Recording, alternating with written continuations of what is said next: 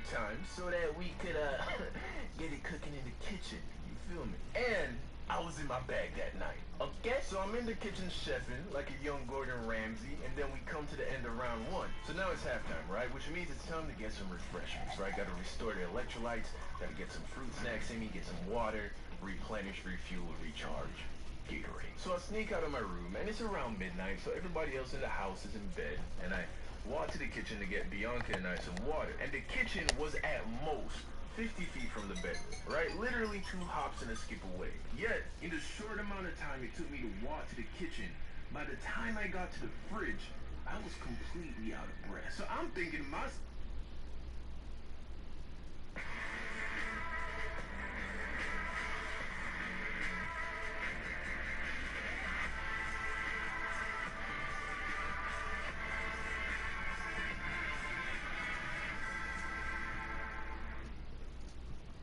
so my mom and I are practicing, right? But like I said, I wasn't ready. I wasn't mentally prepared to handle this kind of stress. So I'm getting all my words wrong. And my mom wasn't looking too happy about it. So I start breaking down because I'm thinking, God, man, she really gonna beat my ass.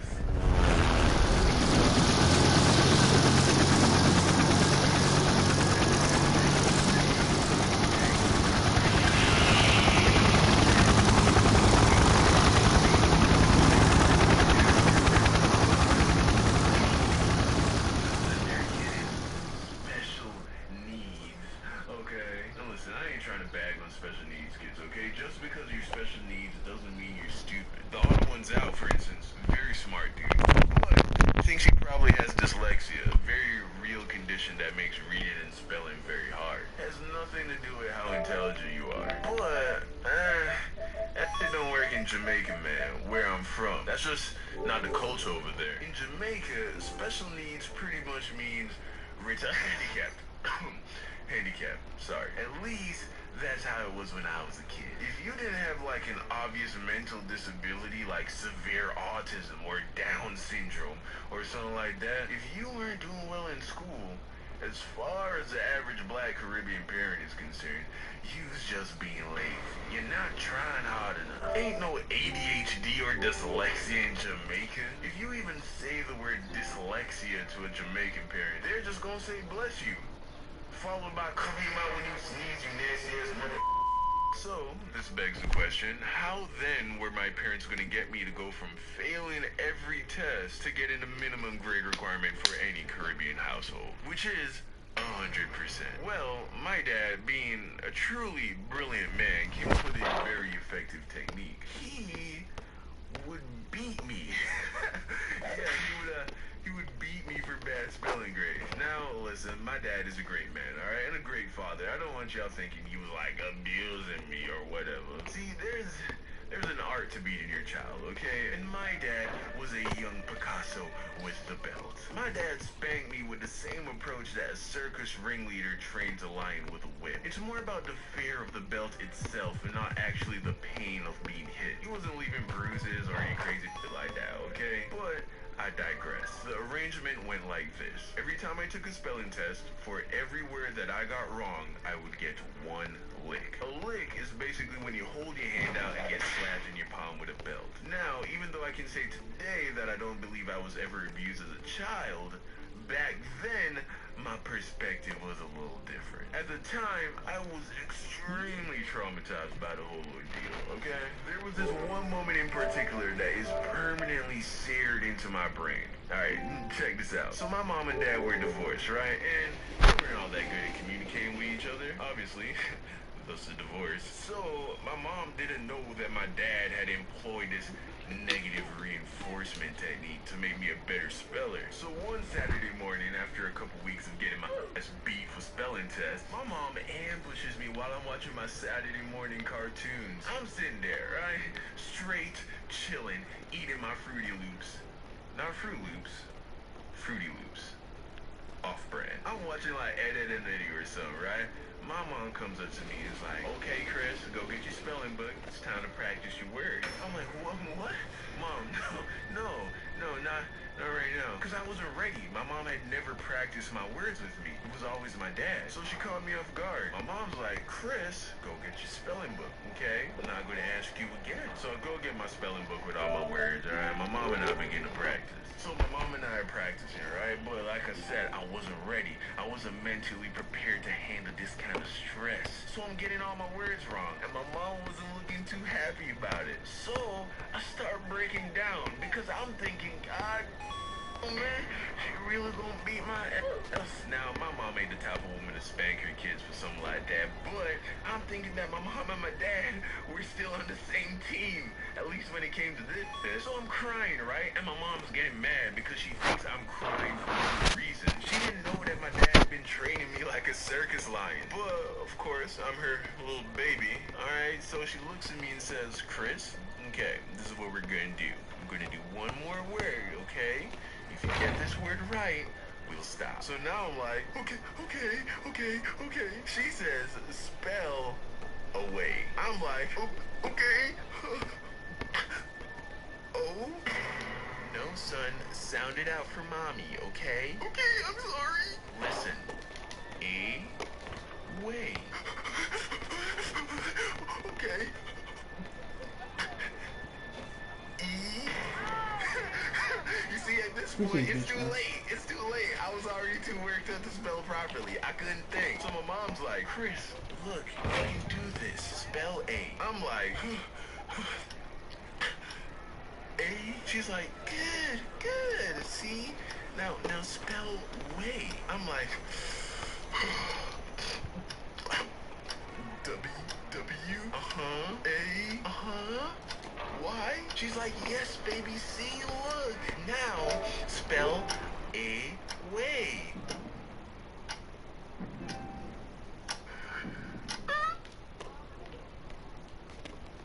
Right and premature. In the fight to take back London, you're gonna need a resistance. And every paramedic, every construction worker, every street artist, bartender, hacker, hooligan, and even every grandma could be your secret weapon. Recruit anyone, play anyone, save London. Available now. Play it on the all-new Xbox Series X. I can't do it.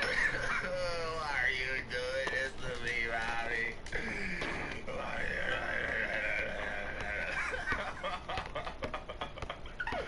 Oh my God, yeah, I'm an idiot. I start bawling, man. I can't even get words out. My mom's like, why are you crying so much? Well, I can't even tell my dad because I'm crying too much to even use words, dog. So then she closes the book and hugs me and says we don't have to do any more to spell it. So yeah, that happened.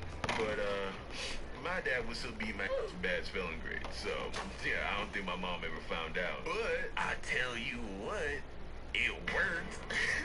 Because by the end of the year, boy, I was getting 100 on every spelling test. If I had dyslexia as a kid like James, my dad beat that junk out of me, man. Hit my ass so many times, letters started lining up and words started making sense. And yeah, that's how my dad fixed my spelling. Moral of the story. I don't really know for this one, guys. Eventually you get too big for your parents to keep beating your ass. I don't know. I don't know, man, but yeah. Have a good day. Big shout out to the best squad on the internet, man. The Sauce Squad. It's your boy, Young Don, the Sauce Squad. Today's winner of their very own signed YDSG poster is Podicati. Congrats, fam. Make sure to check your DMs for more. If you want a chance to win next week, just follow me on Twitter and retweet my pinned tweet. We're almost at that 10K, man, so let's go ahead and wrap this shit up, man. Let's get me to 10K. Get me some respect on my Twitter name. As always, I want to thank y'all for your love and support. Make sure to subscribe and hit that notification bell so you never miss a video. Next animation drops sometime next week. Don't forget to like and comment down below. I'll be responding to comments. Come on, man! I love you, and I'll see you again next week.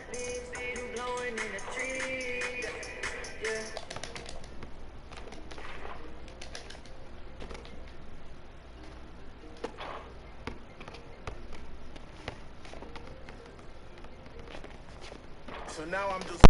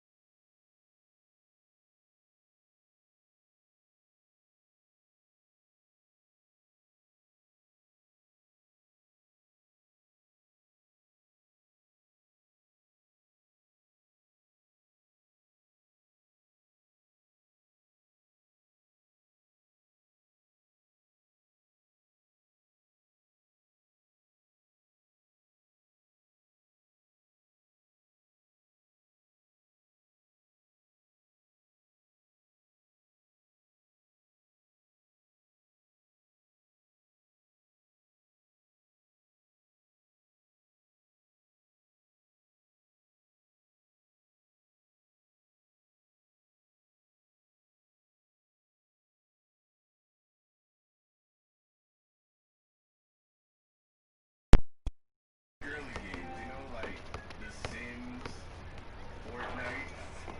I'm kidding about it. This one time my dad bought me Super Mario Bros. For the Wii, right? And there are only two things you need to know about this game. One, it's Mario, so like that. And then two, it had a two-player mode where you could tackle the story mode with two different people playing at the same time. And it had this feature where if one character dies, the other one can bring him back to life by popping your bubble. When you die, you get put in the bubble.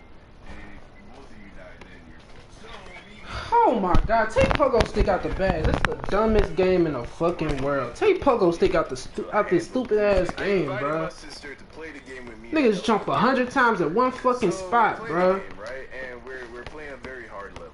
I can remember that. And we must have lost several times because my blood is starting to boil, right? So we're running through the level and then I die, right? So I'm in the Nigga quadruple jumping like you on fucking Mario or something, bro.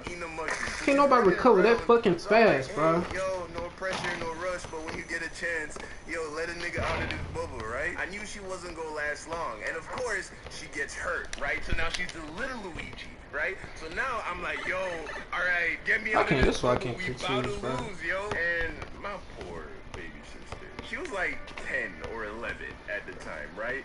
With the weight of the world on her shoulders. And then it happened. She dies. Bro, Oh dies, she my gets in the god. bubble, and then she doesn't even look at me. Because she knows she can't. This game always supposed to be fucking close, bro. Look how bad these niggas shooting, and bro. my sister is not like having a good time.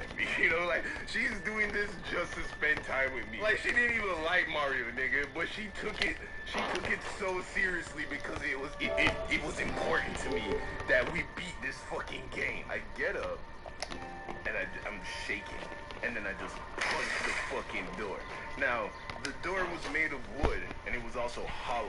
So, like, my hand just went straight through that shit, you know? So I punched through the door, instant regret. Because my mother is still Jamaican, nigga. Like, she's definitely gonna come home and murder me and break my weed. So I'm like, fuck, right? My sister looks at me, is like, nigga, you go die. So now I'm just sitting there, still mad that we lost, by the way, but also scared because death is approaching. And then what I think I did is I found like a picture or a poster, and then I just like taped it up on my door. You feel me? Because I didn't punch all the way through the door. And I think that worked for like a while. I don't remember getting in trouble that day. My sister has a YouTube channel, by the way, where she tells this story. That's what inspired this video. So I'm gonna put the link in the description. You can check it out if you want. The second hole was also because of my sister. This was a lot later though. I was like 22. YouTube had just taken off, so I was moving out of my friend's house in San Diego, and I was gonna get my own place in Austin, Texas. And in that in-between period, I stayed in New York with my dad, which is where my sister lives. So I'm in New York, crashing it on the couch, you know, because it was super last minute. And right before I left San Diego, I had gotten into a relationship with that girl, you know, the girl from the Friend I Betrayed story. Yeah, that girl. It was super rushed, got in a relationship. Oh, let me end this game so I can go to the Mons Court, I please. get to New York, Please just let me, please just let me end I this had game so I can some just go to the distance Mons from her, Court. you know, because when you're in it, you know, it's all like, you know, sunshine. Oh my flowers, god. you know, good feelings. But once I was These niggas are trying so hard. They're going 5 for 16, bro. I was like, this was not the best decision. Wasn't quite ready to break up. I was getting there. We were arguing a lot, and I was just on the edge. You feel me? Also sleeping on the couch didn't help. All this while trying to find a place to live in Austin, Texas, which, by the way, was a place I had never been before. Hey, look at this shit, bro. Right? So one day, right, my sister was still in the middle of the winter school semester, and she needed me to take her down to the college so she could drop something off for her professor. So I dropped her off in front of the art department, but the way how the road was set up, it was like a one-way, and it was also like a one-lane street. So I ended up blocking traffic. So what I would do is just drive around the campus and then pull back up in front of the art department. I did this like 5 times because every time I came there, she wasn't outside and I kept blocking traffic. So I had to just keep going around, coming back, sitting, waiting, going around, coming back, sitting, waiting, and she's not coming out. So I'm like, yo, where is she? So it's been like 15 minutes since I've dropped her off. So I go and find the parking lot. I sit in the parking spot and I'm calling her because I'm starting to get a little worried. You know, she was just supposed to go in, drop some off, come back. So I'm calling, it's going straight to voice. So now I'm in big bro mode, okay? Alright, I'm getting nervous. I don't like it. It's dark, winter time, 7 o'clock in New York. I need to protect her, right? I need to find her, and then I need to protect her. That's just instincts right there. But my sister isn't soft, you feel me? And she had been living in...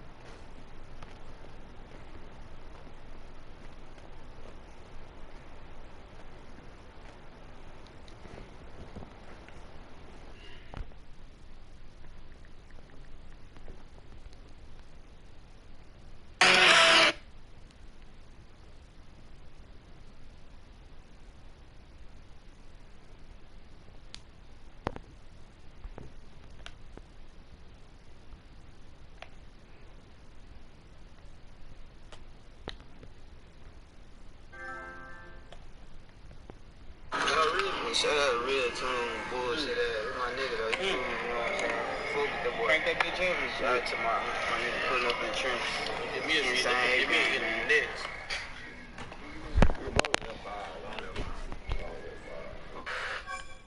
That part. So at some point, you start 8 Gang, right? You were the founder of 8 Gang? Yeah. So how did that happen? Like, how did that come about? Came about, 321 shots, man.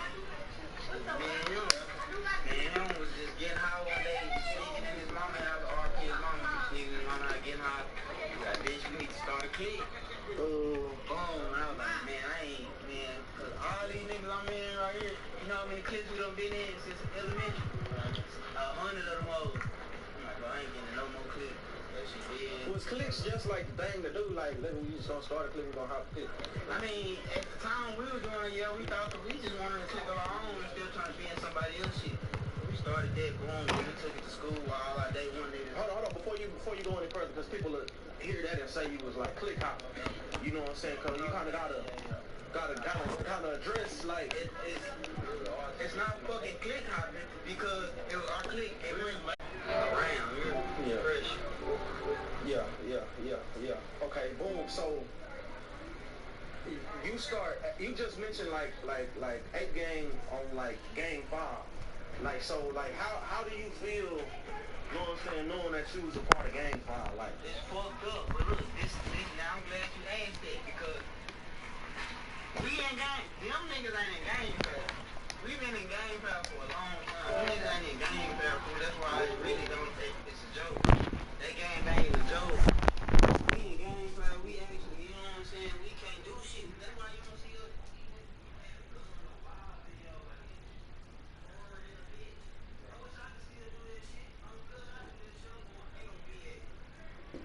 Nigga, don't kicking that bitch in about posting gun on social media. We can't even post no guns. That shit ain't. That nigga be having the prettiest guns in their videos and fucking me up, boy. I do not know them. Right. They know us though. Right. So, okay, boom. So, let's kind of take it here. Actually, before we even get there, I'm looking at this fat ass monitor on your ankle. You know what I'm saying? Like, when did you first started going to jail? Start going to jail. Hey, that go to first man, cuz. What I just said where the first man. You right there in that car. Don't mind me one, Jose. And what's up with y'all saying, cuz? Huh? Like, what's up? That's for my day one partner, Lamar. For my day one partner. But what was the question before that? Yo, we was talking about your monitor, like you going to jail at 16. Oh yeah, man, I started going to jail at 16 years old. I caught an unlawful carry. Yeah. Boom, I went to Cambo, got out in 2 weeks. Then I started going to jail ever since. That shit suck. I hate jail. Yeah. You feel like since you've been in, it's been like a non-stop. Like you get picked on by the laws in a sense. Yeah, bro. I feel like harassment on the cool. Yeah. Cause this is one law officer Kingston, don't nobody like him. Yeah. Okay, so at some point you meet J-Dub, RIP. I've been on J-Dub since elementary. Okay, so he been around. Yeah. It's like, oh, bro, that's what I'm saying. Like, we all been thugging since elementary, bro. This ain't just bro, what's up? Let's get cool and start something. I've been doing these niggas since I was yay high. This ain't no new shit. And these niggas talking about never change game. We really ain't never changed. Nigga, big ass shit. Nigga, not coming. Yeah, and I have to ask, because since he's passed, there's like a lot of people been speaking on his name and so on and so forth. So, can you just tell us, like, his 8 gang story? Like, how did it occur? You say how did it occur? Yeah. Shit. Like how he got in 8? Yeah, how he became 8. I mean, shit. I mean, like, we see one thing about it, like, in the hood, we give respect, you know what I'm saying, to the young niggas because we young niggas. We just gather a whole bunch of young niggas that don't give a fuck about nobody else, you know what I'm saying? We don't care about nobody else. On blood, it's strictly 8, you know what I'm saying?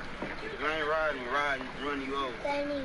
But shit, for J-Dub, like shit, nigga, there's a lot of young niggas, you know what I'm saying, that call us big bros and shit that want to hang around us because we was bad, you know what I'm saying? Right. On 8, so you know what I'm saying? So we banging 8 and shit, nigga, shit. Hey, I want to get put down, you know what I'm saying? But it was already, he had fought one of my little partners. He had fought one of my little partners one time on blood. They scratched the shit, whoop. Like J-Dub was standing the ground, but his bitch ass can't fight like that, but he ain't no hoe on blood. And he was just fighting them, not to be in that game. It was just like they had some beef. They was scratching. You know what I'm saying? So boom, I had gave J-Dub in respect. You know what I'm saying? Like, bitch, I'm on blood. I ain't gonna lie. You a real young nigga. Woo. Then like after that, nigga, shit, he ended up getting put down. He started applying pressure. He always used to ask me, bitch, how I'm gonna get my OG strikes? When I'm gonna get my OG strikes? I'm good. I start applying pressure. Put some work in, you know, full court press, you know what I'm saying? So he got put down with the click, you know what I'm saying? He certified. Start doing what a nigga do. They want to put something for their name, you know what I'm saying? yeah.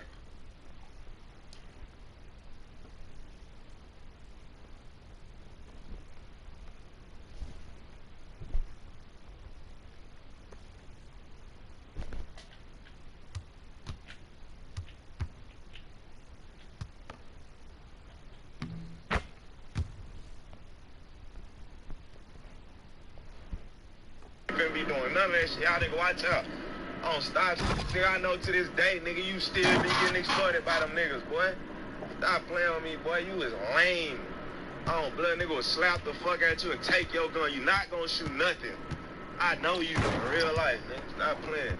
Lil CJ the Butcher was not done yet. He then went in and posted an Instagram story and said, on blood, them niggas granny house smell like straight piss. They got a retarded cousin. They don't clean after. Boo used to have to go whoop D ass and make him take a bath. I can't make this up. And that was Isaiah gun Lil E had. I was trying to get it, my little nigga shit back. Go dig your partner up. Nigga ain't never took shit from me. Even the nigga that act like he did died. And you know, the top shooter D was sitting back looking at his fucking guns. You already know he got a 99% accuracy rate when he fired that motherfucker. He's sitting back looking at everything the Butcher saying, and he had to respond. But fuck all the responding through text. He said, I'ma put a face on it right now. You talking about I don't have a gangster bone in my body. On stop since you a bitch on my dead mama grave. I want to slap the fuck at you. What's these apartments? On East Chase, La Jolla Terrace. On my dead mama, A1 will slap you, spit in your face, you ain't do nothing. Key Talk Gang. When he say A1, he talking about Boss Man CEO Casino, the unlocked character who we had to lock back up because he tried to kill off all the other characters. Bro, I'm the most dangerous man around here, bro. Y'all wanna ask these people know about me. They don't want to take it out for money. They say you're armed and dangerous, sir. Come on, bro. Police pull up on me, they pulling guns out. They know what's up, bro. So I don't want to hear what you niggas be talking about. This on fire. You niggas can't. That's why y'all scared of Jada. Why y'all always let the homie Doc run around and gonna get out on the internet? I was scared a bitch of that little nigga, bro. He wasn't number 17, 16. I'm stop seeing let Jada tell you your chain was his, and you let him walk out. I don't want to hear none of that gang shit. You ain't got your shit back. Nobody died over the chain. Nigga who still got your chain alive. I'm blood, I don't want to hear none of that gang.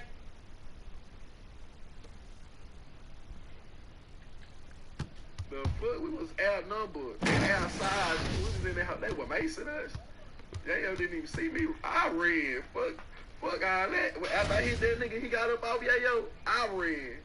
So the King Abito did not just run. He knocked the nigga off a big homie Yayo, and then he took off. Anyways, let's hear what big homie Yayo got to say about this situation. What you niggas on? Boy, What's up? oh, Trill, this video funny, big boy, Hey, look, my hair in the air. I got the fuck out of here, oh God. nigga. Big homie Yayo said, Beto, the King Op was like, pew. It really make it look like we was in that old getting handled on Grill. Nigga, we did. On phone, we really kicking ass. It's just, I'm not on my a lot of mama. them hoes on Grill, but they Yeah, just they only so really- much ass you can kick. So 10 big security, like we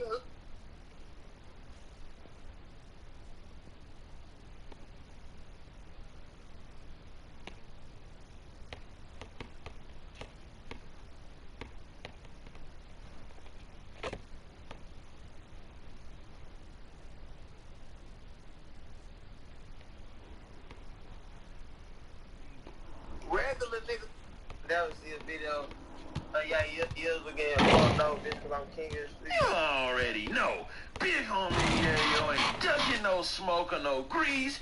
And you ain't gonna find no video of him ducking no action either. That's funny though. On my mama ex, you know what's up with me, nigga? On my mama, boy. But you the reason why them hoes was quick to attack like that.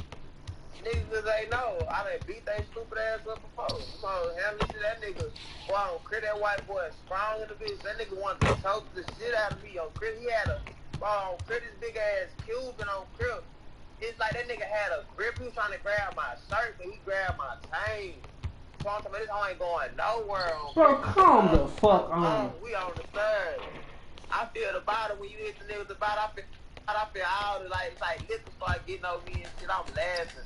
So as the 5 versus 10 fight is going on, big homie Yayo's tussling with a white boy. The King Abito's over there fighting as well. He picks up a bottle and busts one of the security guards on the head with it.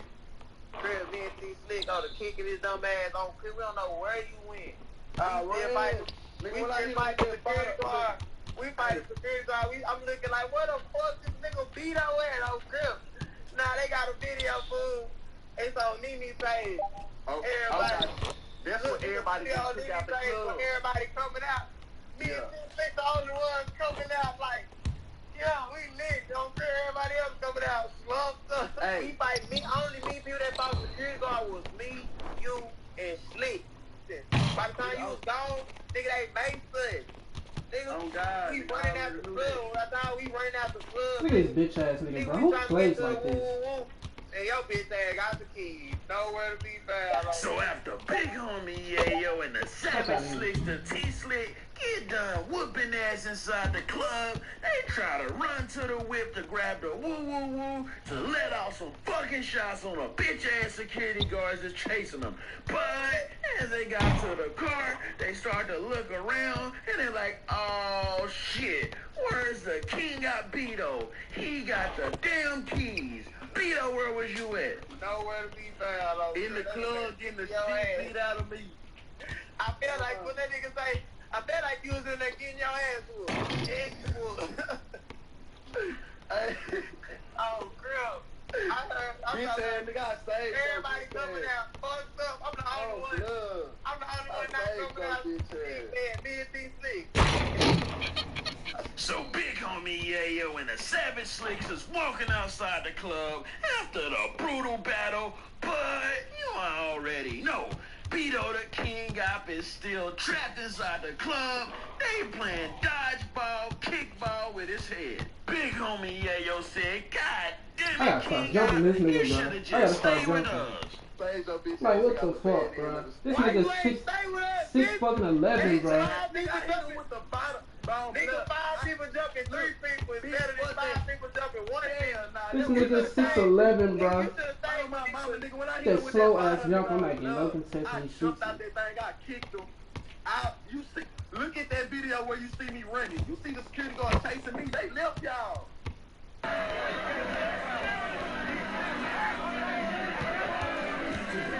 Nah, I ain't seen them hoes. Blood, nigga. After you see me running, you see 3 push-ups chasing me. You wasn't even the ones that got. That's not even the one we was fighting. Some low fresh ass niggas that came jumped in the fight. I know it wasn't the one that we was fighting, because the one we was fighting, I had this shit leaking. Oh, blood, nigga. I fucked that nigga over on my mama, nigga.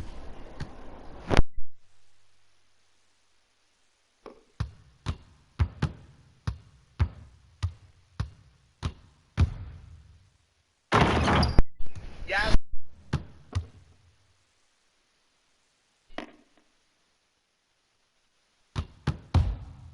Rick. You know about Rick. That's how I feel.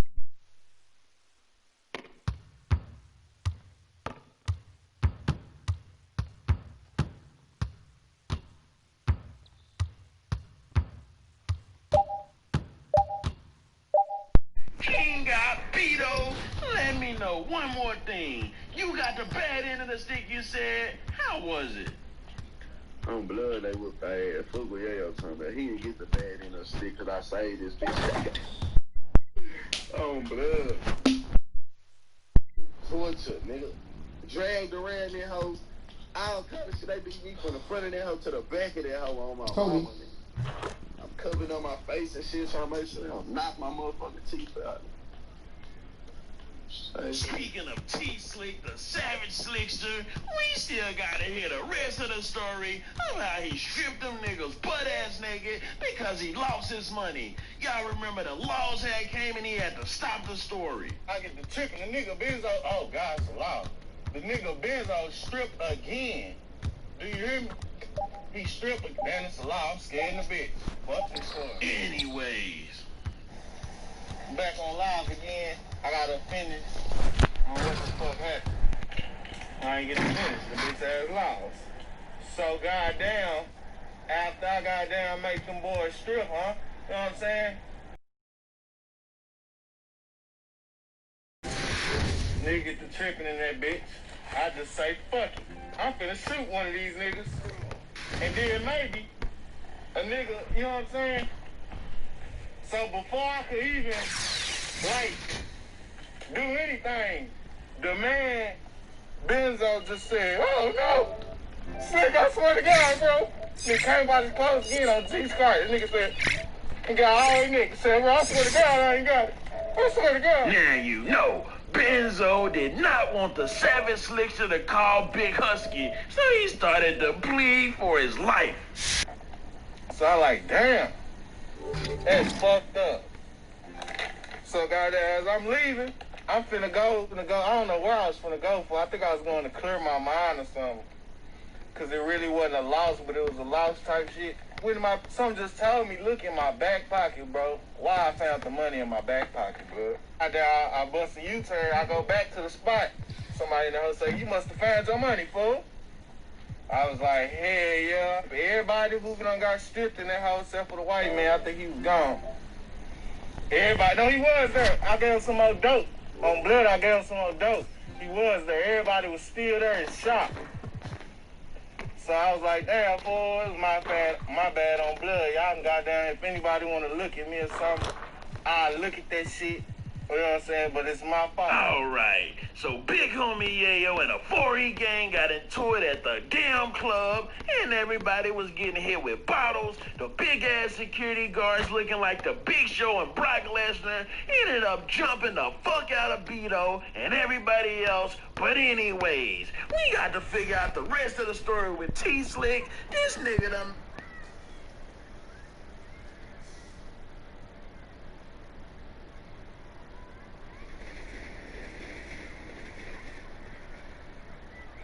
Introducing Wendy's new pretzel bacon pub cheeseburger. Nothing will distract you from the pretzel bun and beer cheese. Not even all the comments on the pic you posted of your pretzel bacon pub cheeseburger. Download the app to order ahead and get Wendy's rewards. I was in my zone, and I must have lost track of time, because the next thing I know, I hear a rattle at my door. It's your boy Young Don the Sauce God, and I already know what you want to know, man. Did I win the AirPods from last week's giveaway? Today you get to find out if you were one of the lucky winners. If you just missed out on last week's giveaway, don't worry, I got you, because I'm giving away 2 more AirPods, and it's all thanks to today's sponsor, Honey. Now, personally, I just dropped a brand new song on SoundCloud. By the way, thank you to the hundreds of thousands of people who stream my music. Yo, we passed over 1 million streams on Spotify, which Oh, bro, I always lose get some type of weird ass 2-way special playback or some deal like that, bro. You want to be dripped out, you want to be clean. I want to get a nice black turtleneck sweater. So, Yeah, I'm about to never show you how fails. I lose use get Honey the same to type of save shit money every time, bro. by using Honey to save me money while I get my goddamn turtleneck sweater. It's very simple, 4 steps. Step 1, use my link in the description to go to the Honey website. Step 2, in 2 clicks, download and install Honey on your browser. Step 3, go to the website that you were looking to buy some online. Right down. What you And up to? Step 4, let Honey check to see if there are any coupons that it can use to save you money. And then boom, you buy your thing for less money, you save money, it was free, took no effort, there are millions of people who use it online. So go download Honey, stay to the end of the video to see if you won the AirPods from last week, and find out how you could be the winner of next week's AirPod giveaway. Wi-Fi at a secure location.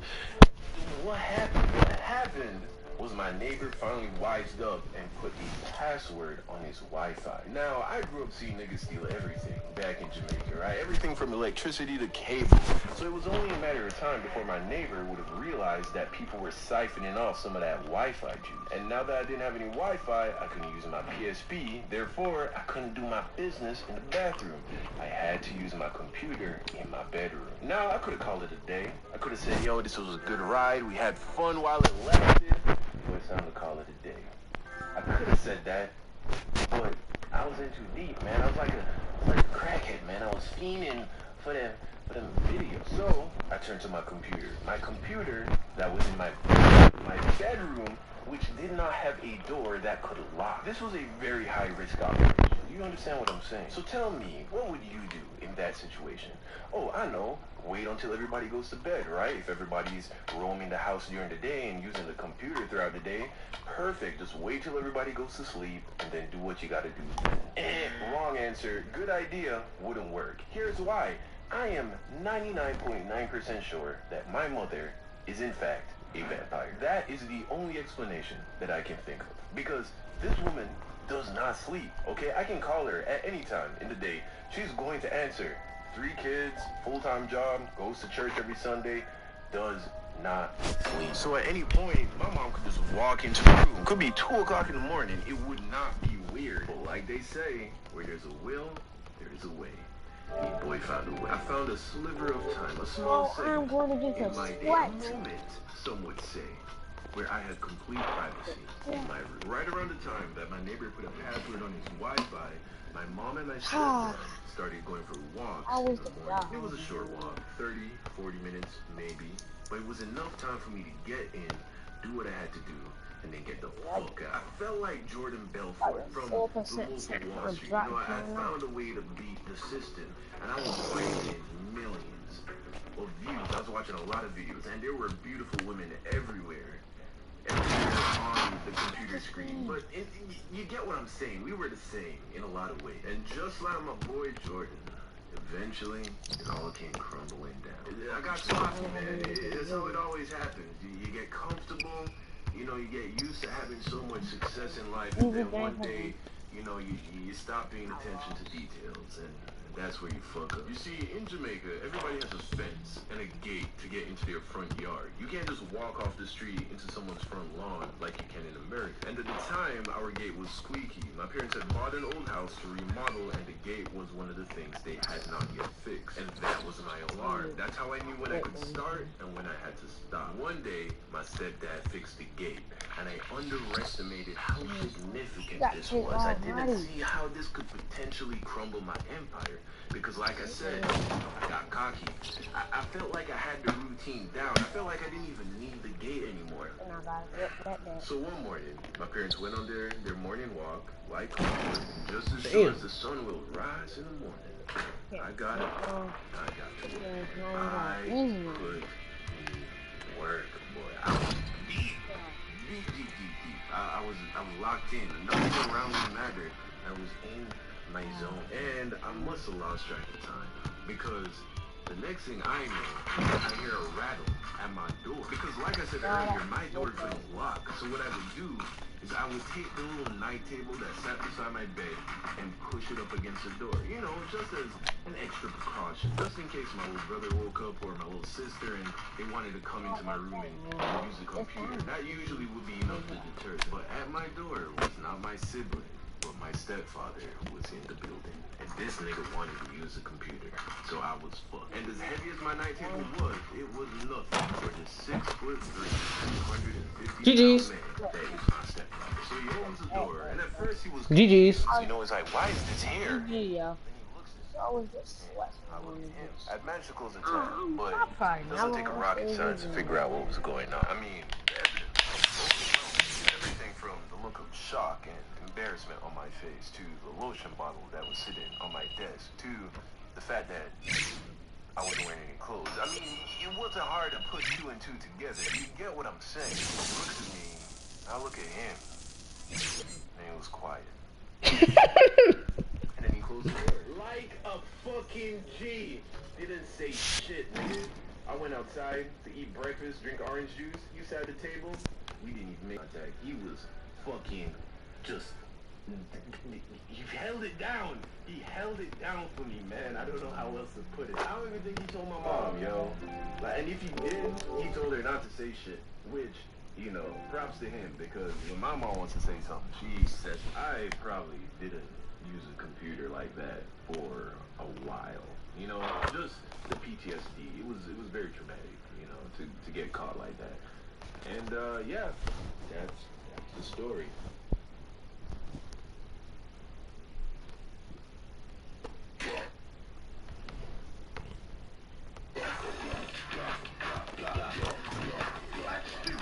Skip to cold relief fast.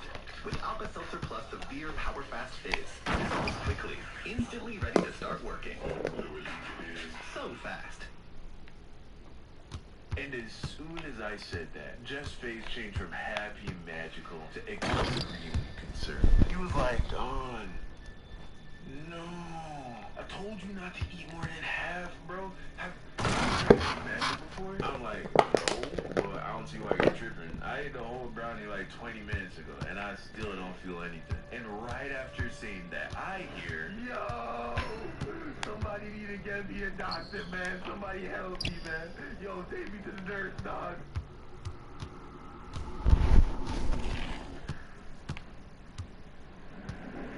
So if by now I haven't completely and thoroughly shattered the illusion that I was the angelic, perfect kid that my parents believed I was back in the day, this video will surely fix that. So this takes place back in high school, back in Jamaica. Yeah, man, I was about 14 years old. So one morning I get to school and I'm just chilling in my home classroom before the first school bell rings, but one of my boys, who we'll call Jeff, comes up to me with a big smile on his face. He's like, yo, Don, how much lunch money you got today, man? Automatically, I'm like, God damn, boy, I just got to school, man. Why is you begging me for money already, dog? Can I live? He's like, Don, chill. Just tell me how much lunch money you got.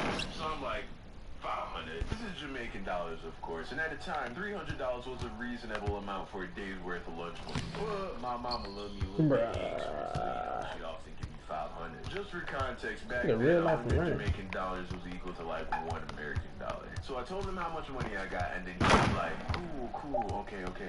You should go half with me on a brownie. So I'm like, brownie?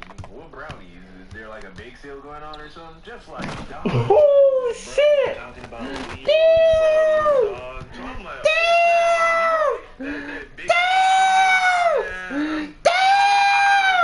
looks like the kind of guy that would scratch himself and then put his hand back. Oh my fucking goodness. I think I'm gonna have to take a hard pass on that one. And Jeff was like, Don, you don't know about these brownies, huh? I'm like, what about it? Then Jeff's eyes lit up in that special way that his eyes didn't know a secret.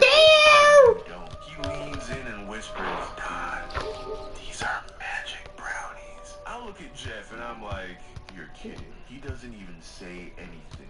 Just stood there smiling. I gave Jeff all of my lunch money. You see, by this time, a lot of dudes in our grade were experimenting with magic. But they were only using magic inhalers. And that didn't really appeal to me. But I was still curious. That bully ball don't work, magic. nigga. So when Jeff told me about the magic tighten up. brownies, I was like, that sounds amazing. So yeah, I was That's why these games be long as hell, cause these niggas be like, big glass locks and he shit, comes bro. back to me and hands me my brownie wrapped up in foil paper. He tells me that I should wait until lunchtime to eat it and that I should only eat half. So I'm like, cool, I got it. I was pumped. I couldn't wait till lunch. Fast forward to lunchtime and everybody has brownies. Like, Leroy made bank that day, man. So I find Jeff and I'm sitting with him and a group of friends and then we all ate our brownies. So we're sitting there and 15 minutes or so passes and I'm not really feeling anything.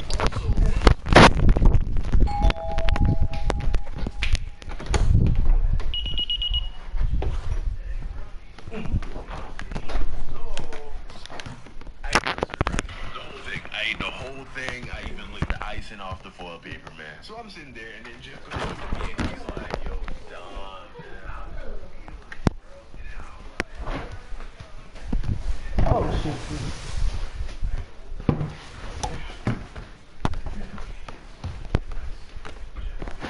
Happy, magical, to extremely concerned. He was like, Don, no, not to eat more than half, bro. Have you ever had magic before? I'm like, no, but I don't see why you're tripping. I ate the whole brownie like 20 minutes ago, and I still don't feel anything. And right after saying that, I hear, yo, somebody get me a doctor, man. Somebody help me, man. This nigga said, what's good, boy? What's good, hey, bro? Like him. Running across the schoolyard. Then he gets tackled by some of the other students. They bring him over, and my man is tripping hard. He was sweating, mumbling gibberish, trying to take off his shirt, just completely useless. So I'm like, yo, what happened to him? And then one of his friends was like, man, that boy ate a whole brownie, dog. I guess Leroy made this batch extra strong.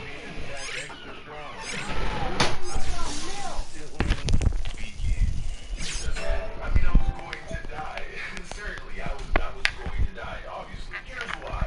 I'm worried. Yeah, I'm put that nigga on his ass this boy. Homo.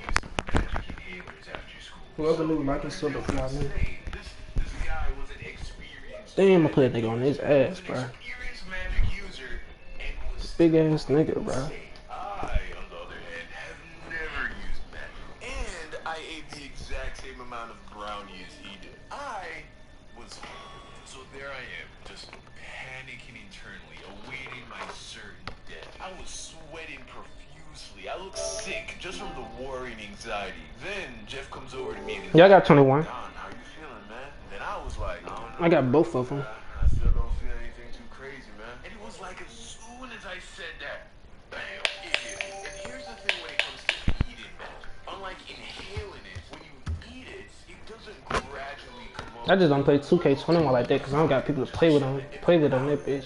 It's like a magical fairy comes over to you and bashes you over the head with her magic bat, sending you straight into La La Land. I was gone. It was so bad that I ended up skipping all my classes after lunch. There were 3 distinct feelings that I remember from being under magic spell. The first was that time was moving in slow motion. And I don't just mean my sense of time, which did happen. The last 10 minutes of lunch felt like an hour, but I mean visually.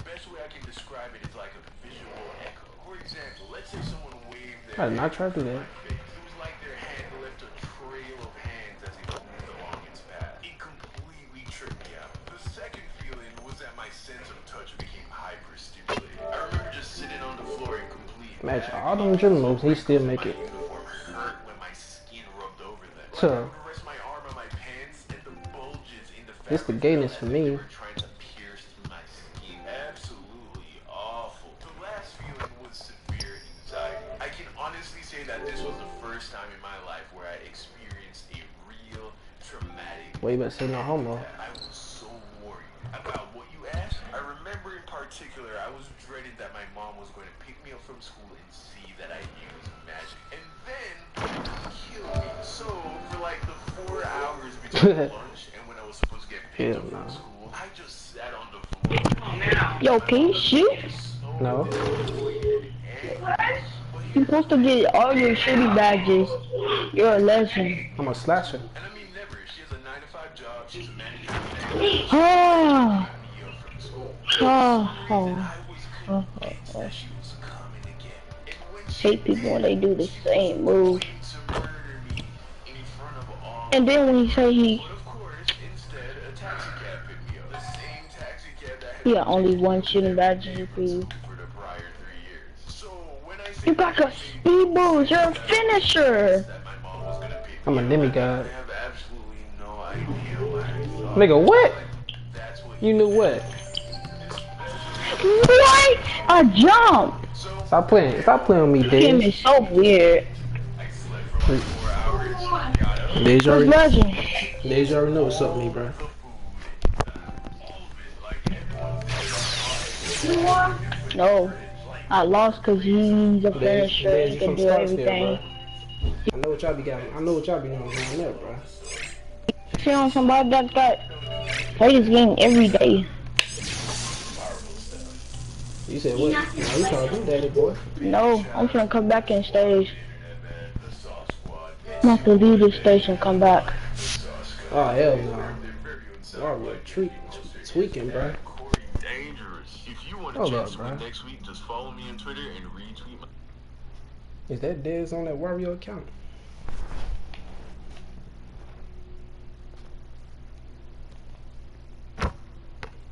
I think this Dez on that Wario account, bro.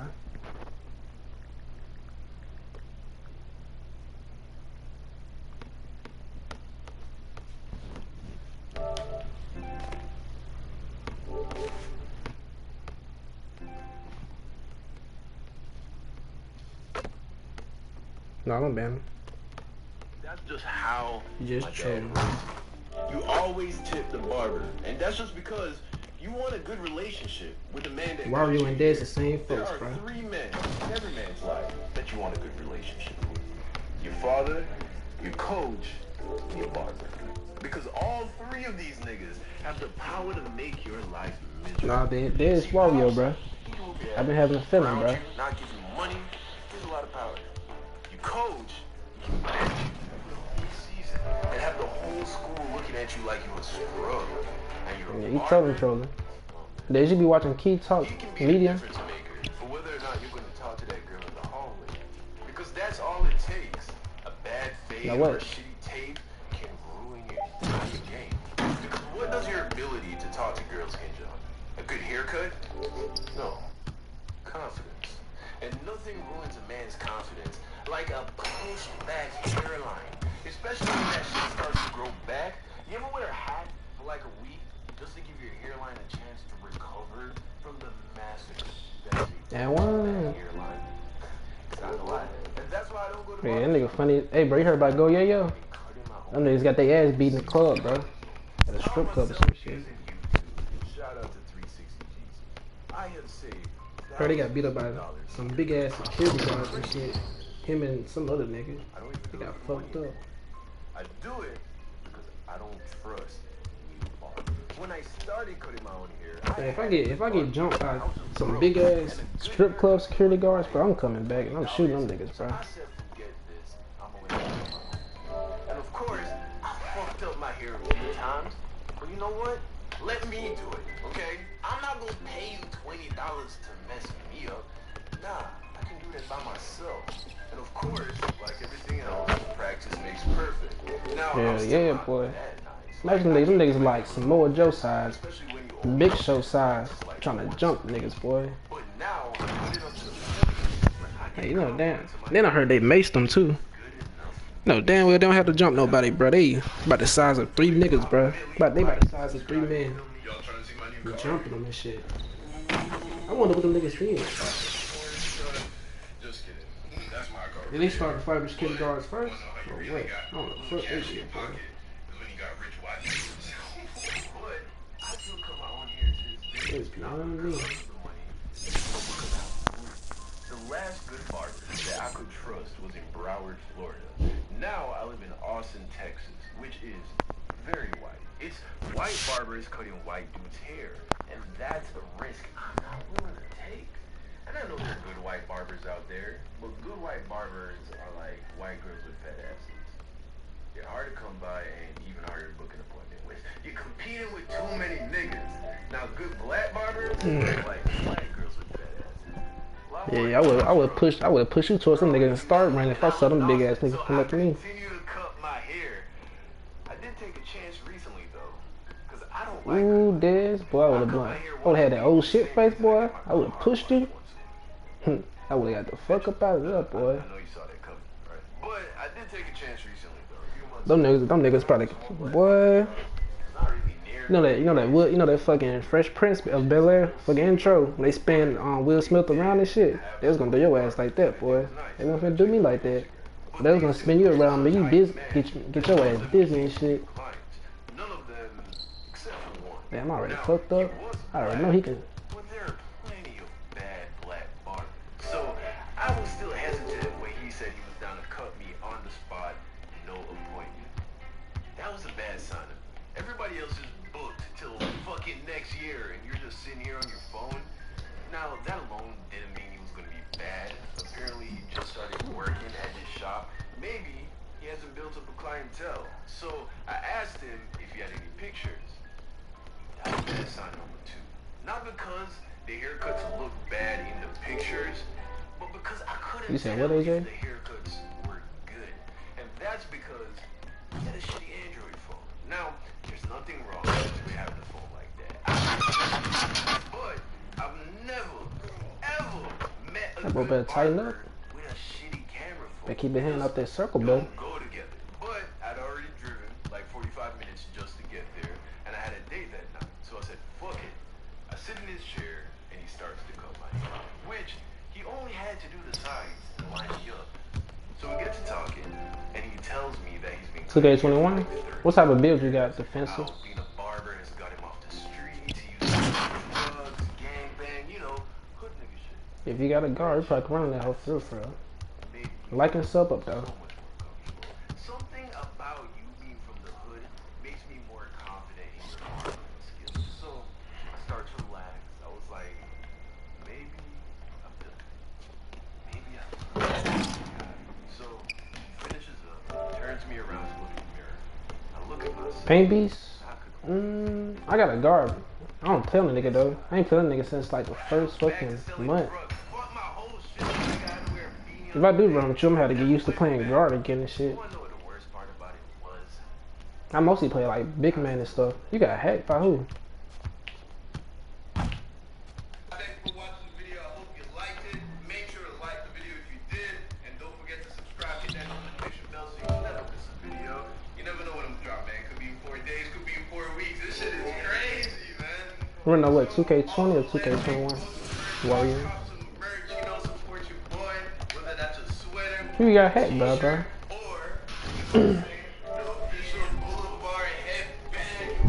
Yeah, we could run on fucking 2K21.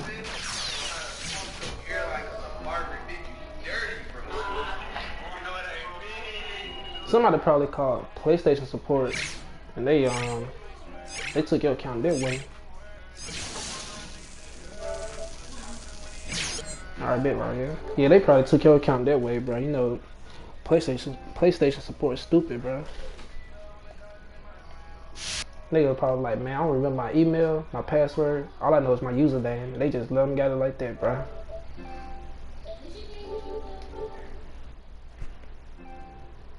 That's not even hacking to be honest. That's not even hacking to be honest, but they just call them PlayStation support online like they just lost their account. It's so crazy, bro. That's how Duke Dennis and them lost their accounts when the niggas was taking theirs. They was just calling PlayStation support, acting like it was theirs and shit.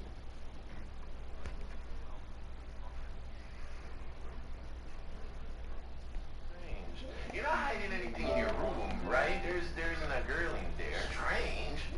What you got to take it for again? Come on now, Auntie. You know I don't bring no girls over here.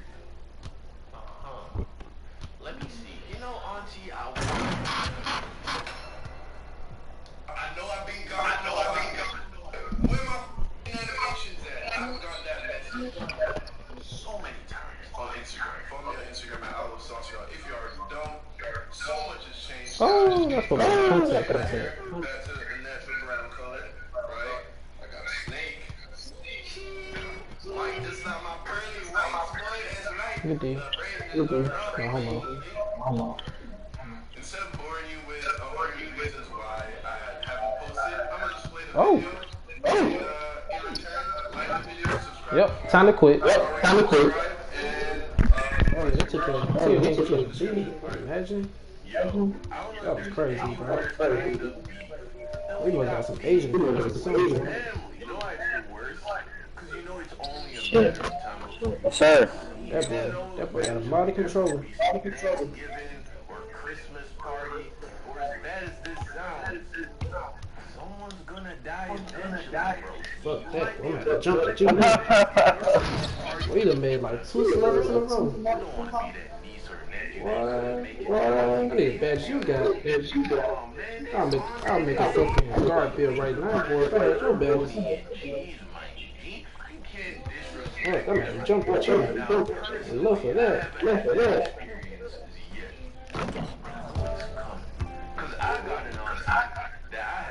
Damn, only a B. That's tough. When I moved from Jamaica to America, I stayed with an auntie in Florida, and this was one of my favorite aunties. This was the auntie that made like the best food at her Christmas. She was so sweet that she let me stay with her at her house. Now, this was her first. Oh, what? She already raised like 3 kids, put them through college. She was retired from the game.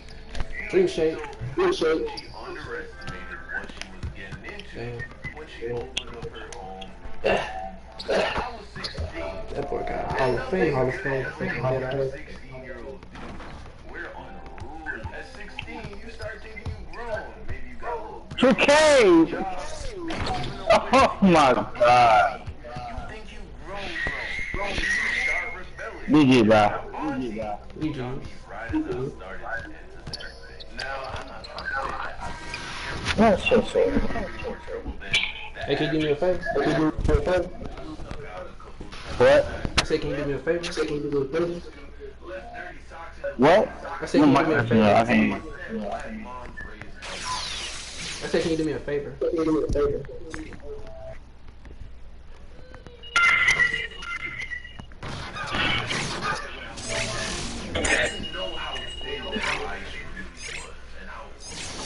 I'm at 95. Oh, 95. I wasn't even nice. Yeah, the speed was getting like 97. I ain't get to see my naked mother side of her. The one that handed out ass whoopings like church pamphlets at Sunday service, bro. This nigga is still in the front of the court like you trying to be out or something. And I woke to sleep and drank. What streak I'm on? Probably like a 4 or 5 or some shit. Is the epitome of a neat freak. She hated a tidy house. Swept and mopped every day. Trash can always empty. Sink always clean. House always smell like fresh cookies and vanilla. And as such, I was expected to keep my room clean and tidy. Unfortunately, I wasn't a very tidy dude. Like, I'm a neat freak now, because I guess that just runs in my family. But when I was like 16, 17, my room was always a mess. Like, I would clean my room till it was perfect, right? And then over the course of a week or so, every day it would just descend into total chaos. Until I couldn't even get across the room without stepping on dirty laundry or old homework. It would just become a pigsty. And then once it got to that point, then I'd be like, here we go again. This game gonna be like 20 minutes long. Big ass nigga. And then I'd clean it spotless, and the cycle would start over. Now, on the day that I broke the camel's back, it also happened to be like the day before I would get to the point where I would be like, I should clean my room. So my room was at peak. Give me shit back. There was shit everywhere. So I'm chilling in my film, watching Netflix or something, eating chicken and Hawaiian. You gotta dunk on you or something, bro. You gotta dunk on you or something, bro. You just disrespecting me, bro. Per point forward and 2K20. So when I heard her coming, I started to panic. Cause I knew she was gonna. I know it's kinda straight. And Legend, I heard that shit OP as hell. To make matters worse, I had a plate of food in my room. Yeah, stay right there, buddy. Like, that was at the top of the list of rules not. Here we go again. Don't bring food in the Where we going? So I look around and then I was like, fuck it, I'ma slide it under the bed. And then I go in the hallway to meet her so that she wouldn't go in my room. So I'm like, hey auntie. This is big, boy. How was work? Had a good day? Work was fine. How are you? Oh, you know, I'm good. I was actually just about to head downstairs to get some water. Let's go downstairs. Tell me about your day. You sure you're okay? You're acting strange. You're not hiding anything in your room, right? There's not a girl in there. That nigga fucking volleyball smacked my shit, boy. You know I don't bring no girls Yeah, over here. damn, y'all heard that? You know how loud that block was? Let me see. That nigga spiked my shit, bro. But my room's not clean right now. I'm about to clean it. You don't want to see this. Let me just clean it real quick. I'm sure it's not that bad. I just want to make sure you're not doing anything you're not supposed to. So I'll move out the way. Police. Man, the look on her. What's it up, She was like, nigga? she didn't even know it was possible for a room to get that dirty. Chris, why you have so much stuff on the floor? Why you walk around all this mess? And look at the bed. When's the last time you spread the bed? Chris, why the pillows don't have any pillowcases on them, Chris? Where are the pillowcases? You know how much I spent on these pillows, Chris? And she's going up. Hear the Jamaican look coming down. And I was scared. Chris! GG. Bruh, why you just talking? You said what? I said, why you just talking? But you just running cheeses and shit. How am I talking? Bruh, you're running cheeses and shit the whole game. I'm a slasher. Huh? I said I'm a slasher. Alright. GG. Chris, clean your room. Now for call your mother. Chris, now for call your mother. We can't believe this, Chris. You're going to have to find somewhere else to live. We can't live like this, Chris. Clean your room and pack your things. You're going to have to find somewhere else to live, Chris. I'm sorry, but I can't deal with this no more. You're too old for this. Chris, me never sign up for raise nobody pick me. And now I can age. I can't. At first I thought she was just mad in the moment. And then after I cleaned my room, That nigga saying he on duty. Top flight security guard of the world type shit. and everything will be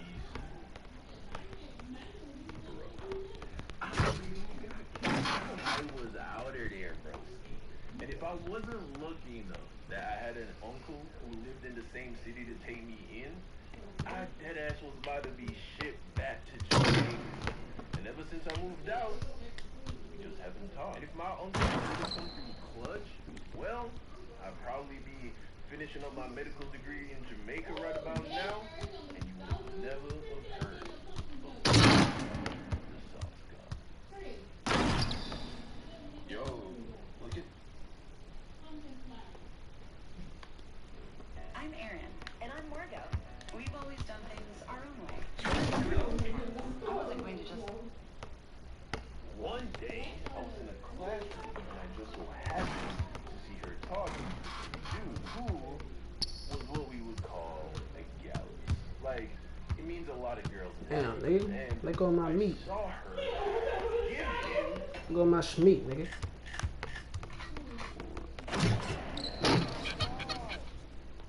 was good across all kinds of business and creative topics. Can I say topics again? When you sign up for the premium membership, you get That boy hiding all his cards, boy. No, I'm trying to dump on him, boy. only $10, my G. $10 to get a year subscription. You get 2 months free. 2 months. That's more than enough. That's not a concept. And figure out that if the thing you're interested in is really for you. If you don't know where to start, but you know you want to do something like what I do, and you want to be a YouTuber, I highly recommend you check out the class, stand out, and make money by YouTuber Chatter. Yeah, he's another really big YouTuber. Also, Oh, that's crazy, bro. This nigga not let me dunk on him. digital art, and he has a class. Get him on this one. What's the shortest amount of time you've ever been in a relationship? My record is 8 weeks. Let's talk about it. I was like 13 years old, and I was attending Damn, a boy. high school in Kingston, Jamaica, called Arden High School. So it was after school, and I was probably standing somewhere. Ooh, that was his ass. I'm on the 8. That I was fast? standing around, and then this girl, Karen, came up to me and was like, "Hey, Don, I know someone that likes you." So I was like, "For real? Okay." I can't tell you. It's a secret. Wait, why would you tell me that? You can't tell me who it is. I just told you. It's a secret. Karen, just tell me. Tell me. Wait, come on. Don't, please. Whoa. It's Amy. I don't know why she likes you. Oh my god. Jeez. Bye. Amy. Amy. Instantly in love, mind you. That's all it took for me to fall in love back then.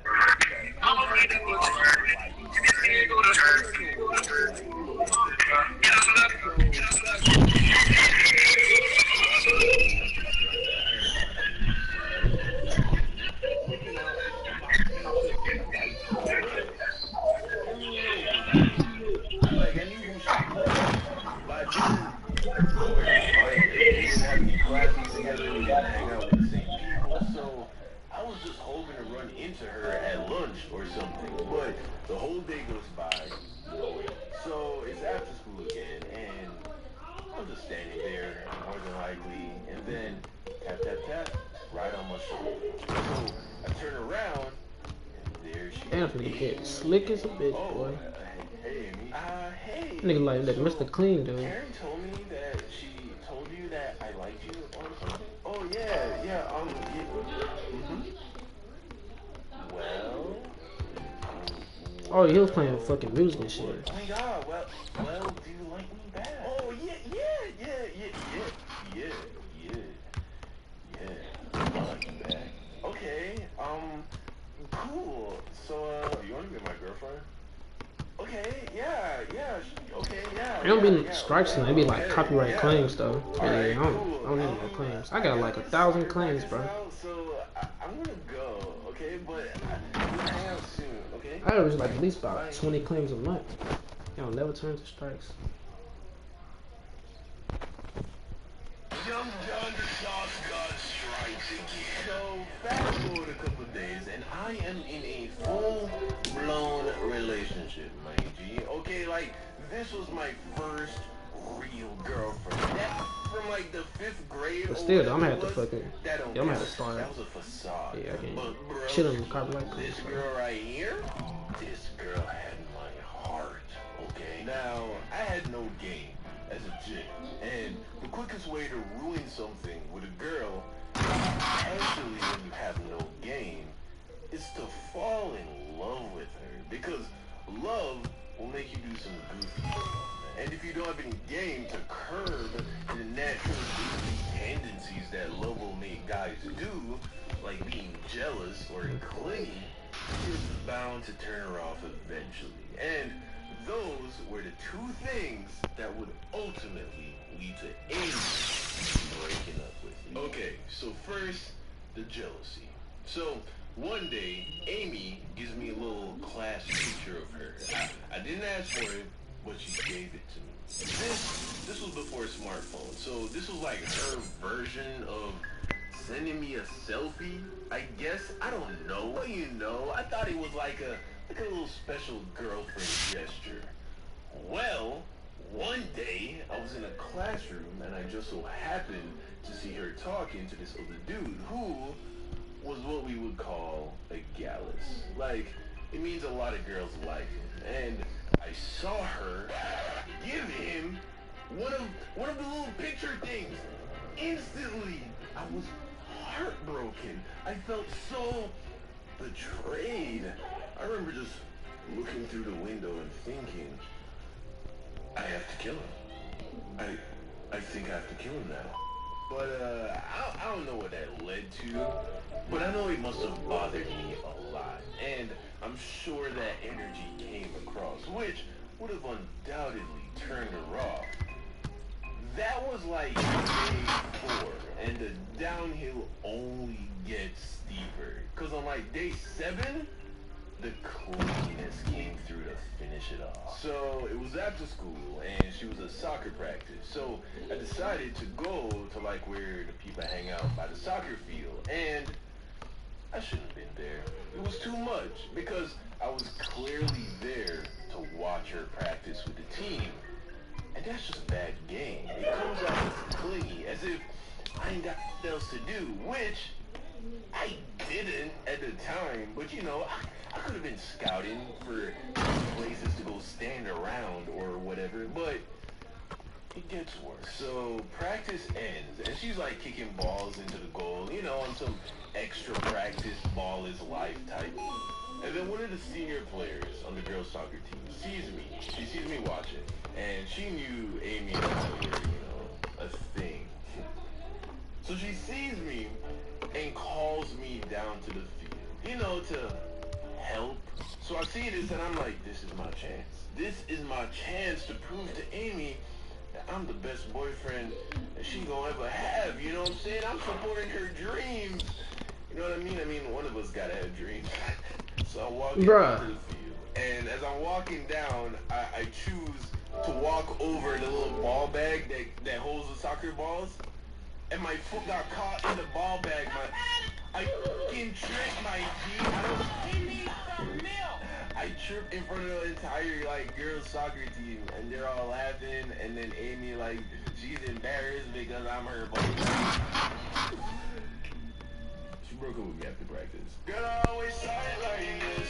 No, I couldn't settle with these diamonds on my fist. I don't wanna start to like there.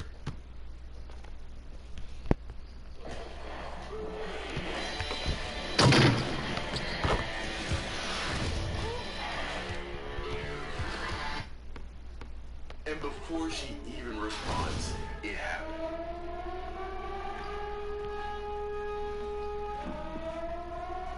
The Shit Karma Countdown has officially commenced. Warning, warning, you now have T-minus 60 60 seconds until the floodgates open. Proceed to the nearest toilet to avoid massive public embarrassment.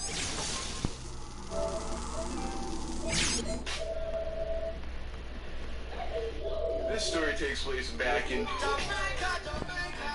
And I was about 14 or 15 years old. Now, if you watch my getting bullied in high school video, then you know that I have a history of traumatic events occurring in high school bathroom. So needless to say, I wasn't exactly a fan of using my school bathroom. In fact, to say I wasn't a fan is incorrect. I was literally incapable of using my school bathroom. I was so traumatized from the last incident that if I tried to drop a deuce in the school bathroom, I would be just awashed with this terrible anxiety, and I wouldn't be able to actually go. So I was able to go for years without ever having to take a dump at school. But like all good things, that streak had to eventually come to an end. So it was probably halfway through the school day when they hit the footballs. At first I tried to suppress the urge. There are things you can do to ease the tension. You know, let a little gas out. Just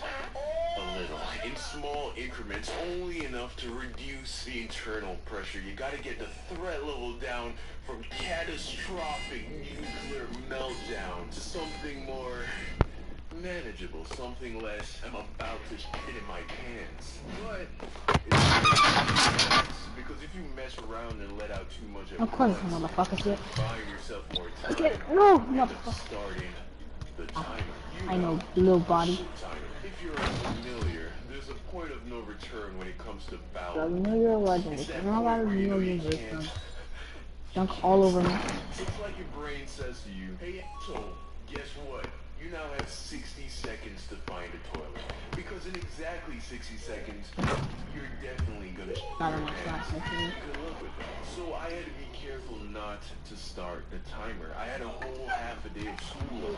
So there I am trying to get through the day. But it started to become unbearable. I faced the hard truth that there was no way that I was gonna make the entire rest of the school day without using the bathroom. It was only a matter of time. Now, like I already said, the boys' bathroom, that shit was not happening, no pun intended. So I started to consider my other options. There were 3 places that I thought that I could possibly comfortably take a dump. Place number 1, there was a small bathroom in the woodwork shop. Pros, 1 toilet, 1 sink, total privacy. Cons, you would have to go and get a key from one of the teachers, and they were kind of mixed about it. I think it's because that was the one that they used, because the woodwork shop was pretty far away from any of the other bathrooms. So if you weren't actually a student in their class, they usually just tell you to go fuck off and use their main bathrooms, which, again, not an option. Fact number 2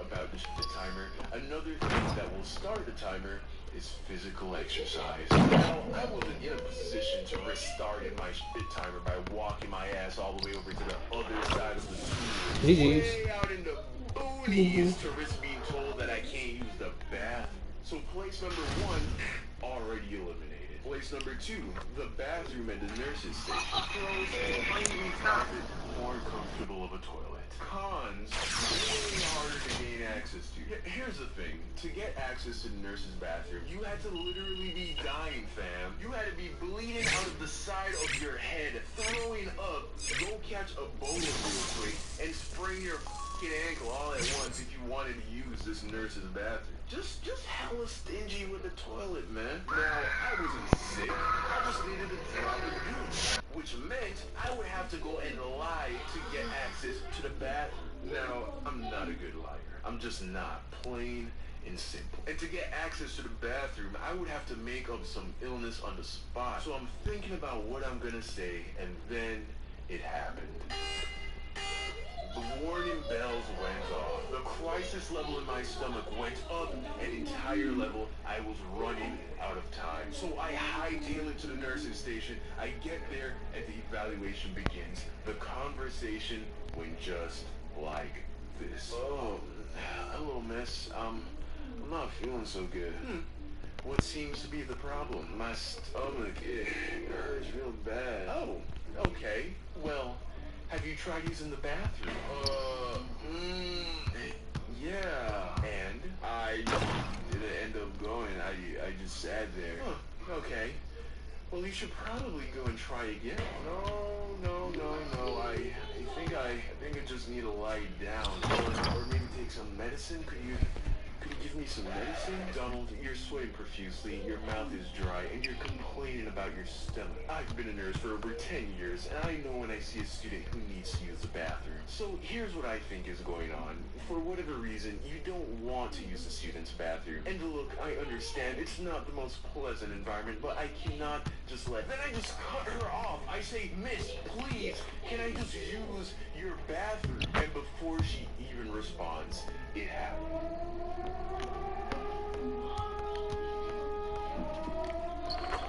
The shit timer countdown has officially commenced. Warning, you now have T-minus 6 seconds until the floodgates open. Proceed to the nearest toilet to avoid massive public embarrassment. Now, I went into straight panic mode. I realized that this woman was not going to let me use the bathroom, so option 2, off the table. I start running to the location of my last resort, the administration office at the front of the school. I run into the office and I approach the front desk receptionist. Now, this is by far the nicest bathroom in the school. This is where the principal takes us, okay? No students ever get to use this bathroom, but desperate times call for desperate measures. I have 30 seconds to convince this gatekeeper to the porcelain promised land that is the front office's bathroom to allow me to desecrate it with my butthole. I tell her everything about being bullied in the bathroom in the 7th grade, about the nurse being an asshole and not letting me use her bathroom, and I made sure that she understood that in about 15 seconds I am going to take a shit, and it will be up to her whether it's going to be right here on the office floor or in the toilet. And I am going to use that toilet. And she dare not say that I need to use a student's bathroom because I will shit in my own mouth before I allow anyone to force me to take a dump amongst those animals. She clearly realized that I was not in around. And she gives me the green light. I run into the bathroom, run into a stall, sit on the toilet. I let out a sigh of relief, and then the thing goes.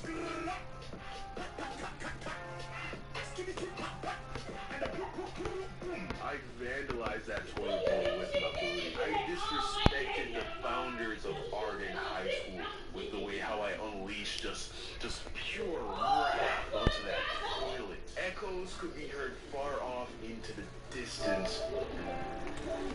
A single teardrop ran down my cheek. I have never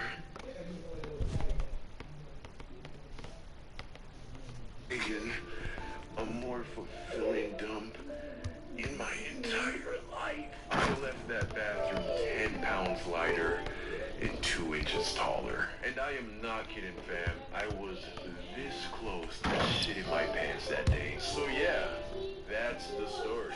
Moral of the story, if you're a kid in school who needs to use a bathroom and has anxiety about using the student's bathroom, just go...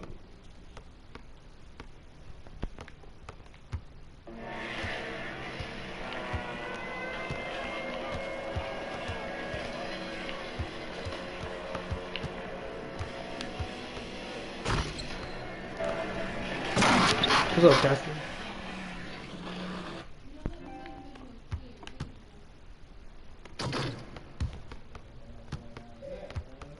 So we end up talking for a little bit. Nowhere. I hear something heavy hit the ground, and then I hear just the faintest Then my guy jumps back behind the dumpster, so now I'm like, what the f is going on? I peek behind the dumpster area, and I see dude picking up his unconscious girlfriend off the floor. I'm like, yo, what is this?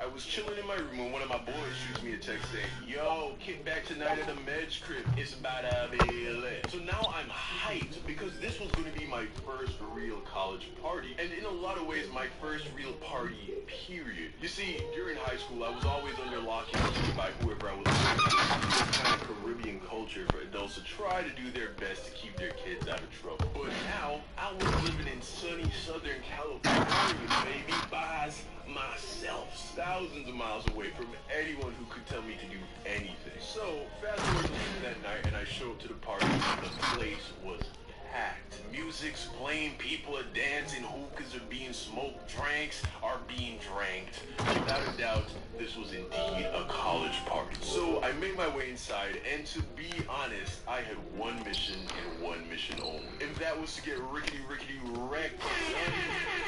Let me explain. At this point in my life, I had never been legitimately drunk before. So I was really curious. I simply wanted to know what it felt like. And yes, I know in hindsight, terrible display of judgment. Like, I applied zero of the wisdom that my parents have been cramming into my head all my life. But when you're 19, your fucking levels are dangerously high. So I get to the party and I beeline it over to the kitchen. I grab a cup, grab a bottle of Jack Daniels, and then I fill half the cup with alcohol.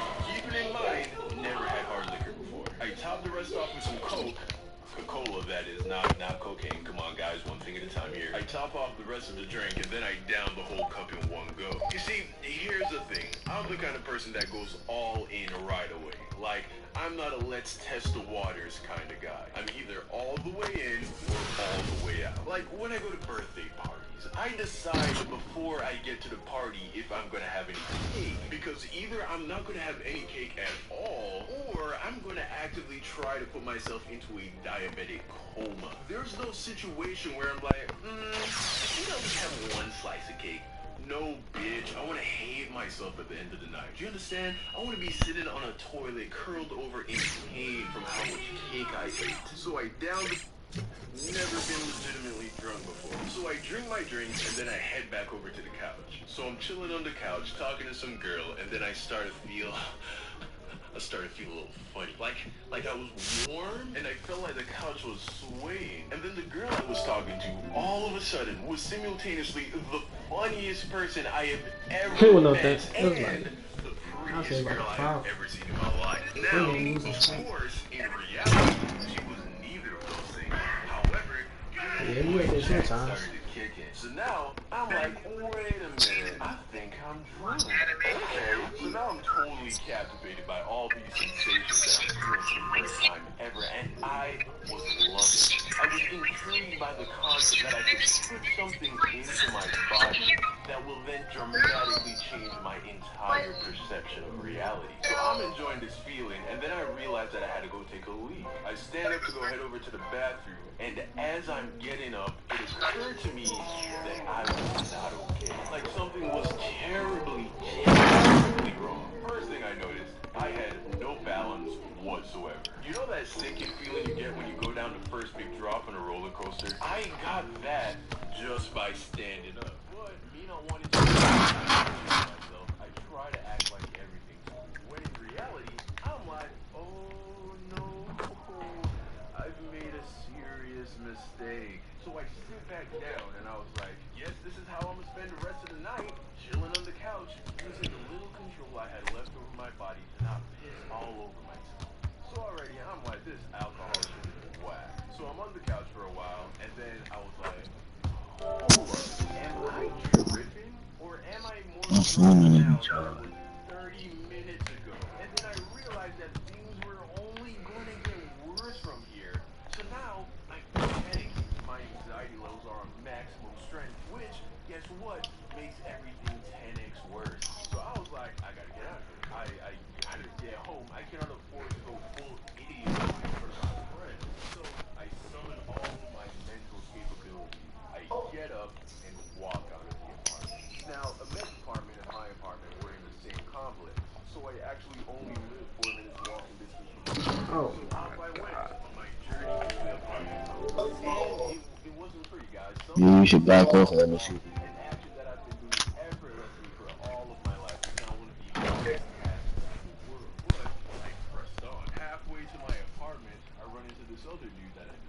was also at the park. He was just outside chilling in the parking lot right next to where the dumpsters were. So I was like, that's kind of weird. But who am I to say? I don't know what the fuck is going on.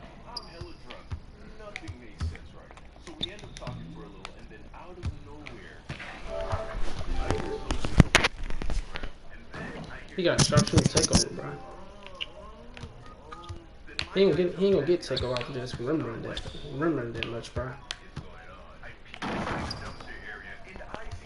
If I let him shoot, he gonna get takeover in like 2 shots.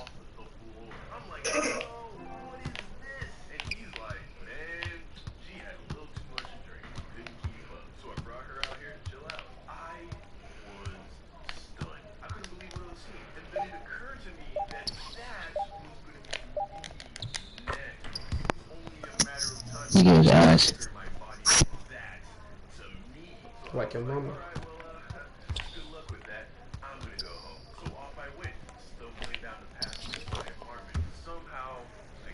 I'm gonna show you ass in a second. There you go. Ass there. You said I'm gonna show you that. Nah, what the fuck? Why you whispering? Are you not supposed to be on the game? You got close to my mic. Why you whispering? You want me to scream? Whisper, nigga.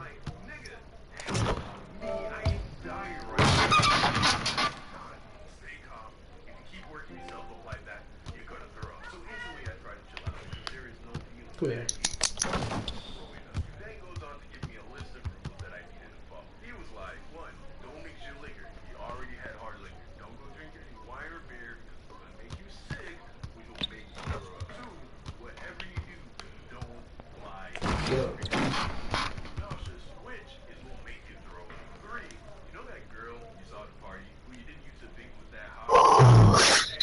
Oh my god, oh my god. Oh my god. Hmm? Oh my god, oh my god. Whoop. Why are you whispering? Whoop, this was easy.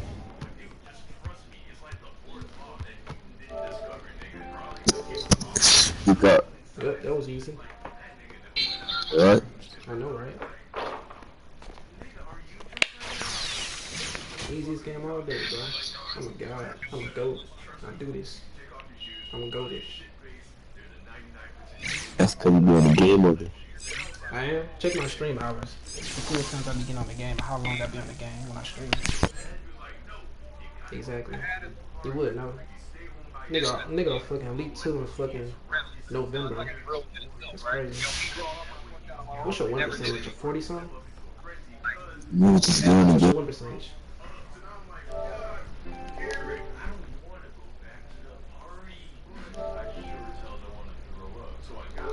Huh?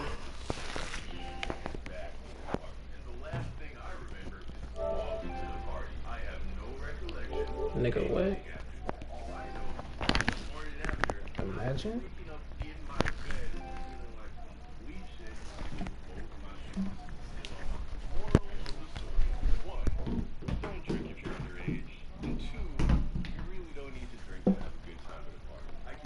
Yeah, man.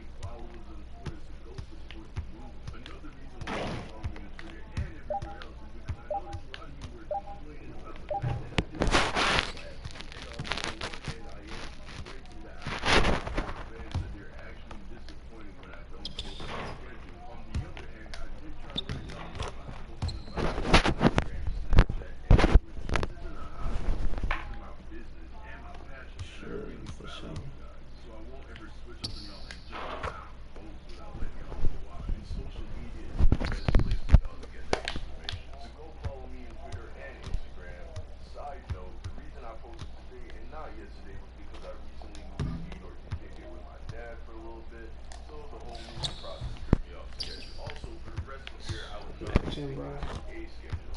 Challenging myself to see how many videos I can post.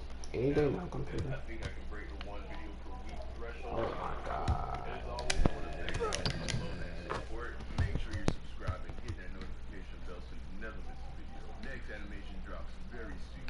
Don't forget to like and comment down below. I'll be responding to comments for the full next hour. I love y'all, and I'll see you next time.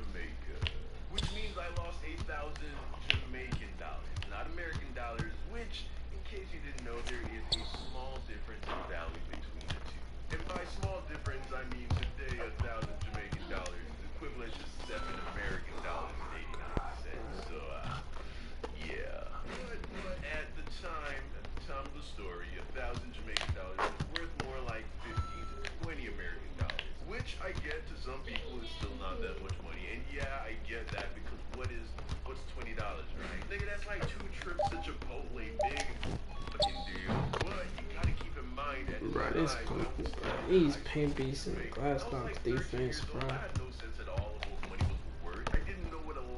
His computer defense is impeccable. They don't give up nothing.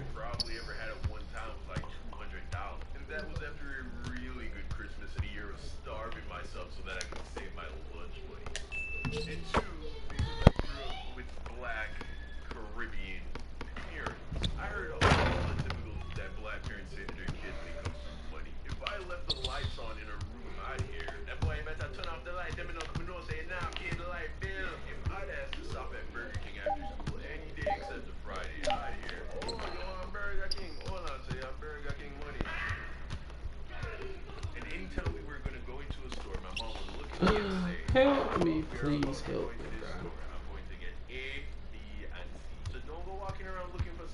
This is torture to watch. In fact, I want you to stay right beside me the whole time. As a matter of fact, don't even touch anything. Don't even look at anything. You know what? Don't even breathe. I swear to God. I swear to God. If you have Ah, they made me. Father Jesus, help me. I heard it all, my G. So that's why when I lost the 1,000 Jamaican dollars that my mom gave me for lunch money that week, I seriously thought that she was going to murder. And there was no way that she wasn't going to find out because I lost it on Monday. There was no way that I was going to make it the whole week with zero money. So there I was sitting in my room after school accepting the fact that the money Oh, come on, man. This computer defense.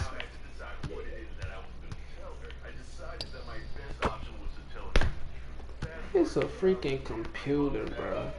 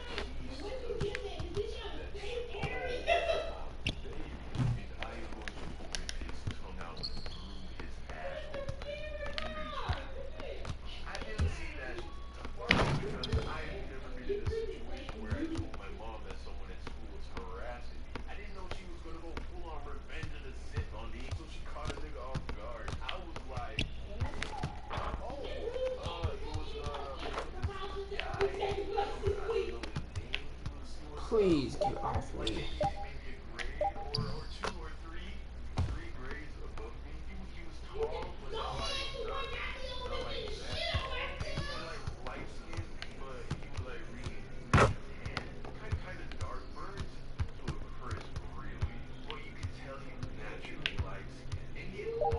Oh my God.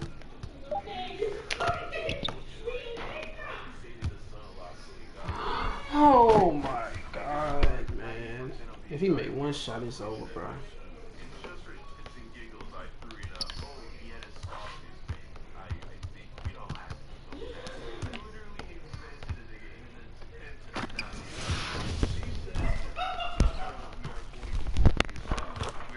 Bro, I almost got graded out.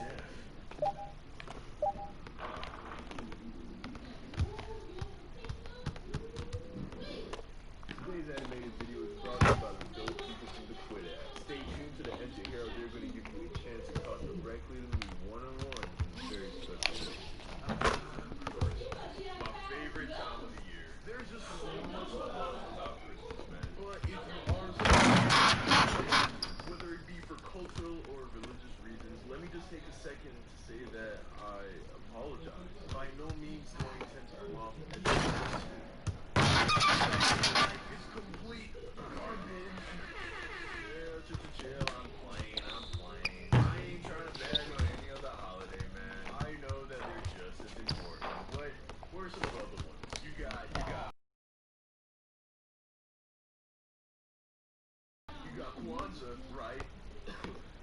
Black Christmas. I really don't know. I dropped out of school to make YouTube videos. Point being, they all have to run the same thing. Gratitude, generosity, love, family, in the face for what they truly become. Empty, self-serving, materialistic excuses for what we don't have, how things are wrong. And oh my God, it's amazing. That's right, fam. I see Christmas for exactly.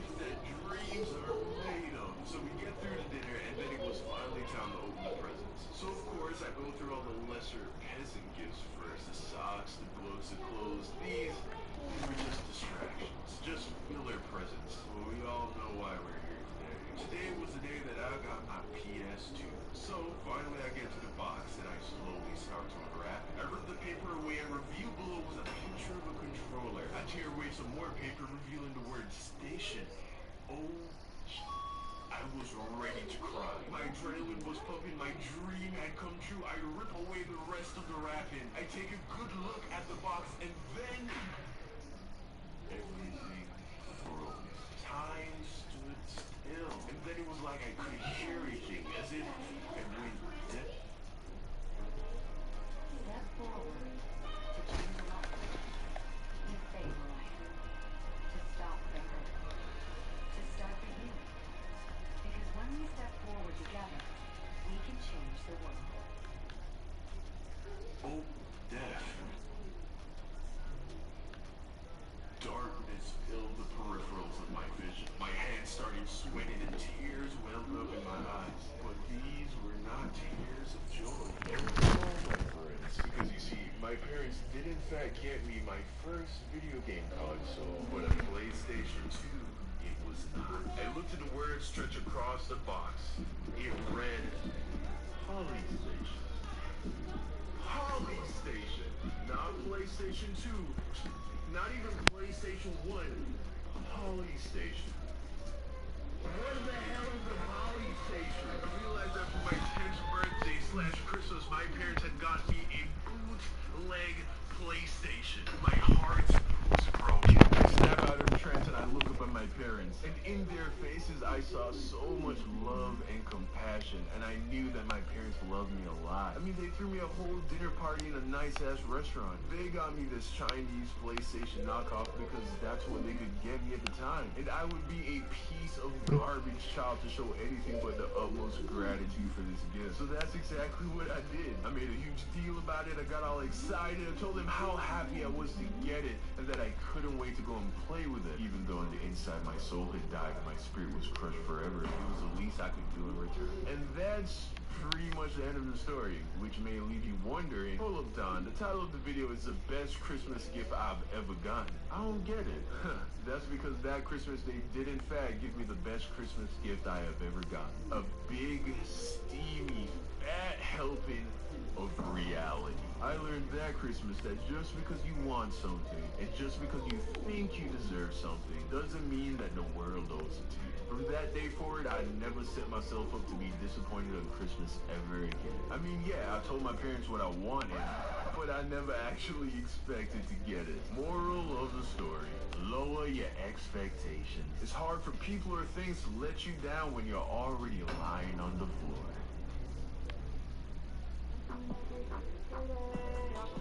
Before I announce today's poster giveaway, I want to give a big thanks to today's sponsor, Quit, a dope-ass app that combines pop culture, trading cards, and emoji/stickers into one awesome experience. Yes, this is an ad, but hey, this is just your boy moving up in life, man. Companies want to work with the South. What can I say? And also, Quit is actually a pretty dope app because this free app is going to give you a way to talk to me directly. Let me explain. Once you're in the app, you can get different stickers and card packs, all of which are pop culture based. For example, you have Rick and Morty, Adventure Time, Regular Show, just to name a few. Best of all, you can go to the collab section, and as you can see, your boy got his own stickers, man. So go to the Young Don the Sauce God sticker section, and there you can see that there are 6 stickers that you can collect. Of course, I already got them all. So to get them, you go to the shop. Don't worry, it's 100% free. And then you pick a pack. You open her up, and then you see what stickers you got. And the goal, of course, is to get all 6 stickers. Here's the dope part. Once you make Quit a keyboard on your phone, you can use the stickers as emojis when you text people. So, especially if you know anyone else who is a fan of the South, it can be like a funny inside joke type of thing, you feel me? And here's how you can actually contact me using Quit. Go to the Me section, click Friends, click search Quit users, and then add me as a friend. My username is I Love Sauce God, and the only people who know to do this are the members of the Sauce Squad who saw this video early. So I'll be accepting every friend request for the next 3 days. And I'll try to reply to as many of you as possible, especially if you message me using one of my stickers. So click the link in the description to get the app, support the Sauce Squad, and possibly have a conversation with yours truly. Merry Christmas, Happy Holidays, and Happy New Year to everyone in the Sauce Squad, man. Today's winner of their very own signed YDSG poster is King Swish. Check your DMs for more. If you want a chance to win next week, just follow me on Twitter and retweet my pinned tweet. And you don't follow me anyway, man, because you know your boy trying to get to 10K followers on Twitter, man. So go support the movement. As always, I want to thank y'all for your love and support. Make sure you subscribe and become a member of the Sauce Squad. Hit that notification bell so you never miss a video. Next animation drops sometime next week. Don't forget to like and comment down below. I'll be responding to comments for the whole next hour. I love you. and I'll see you again soon.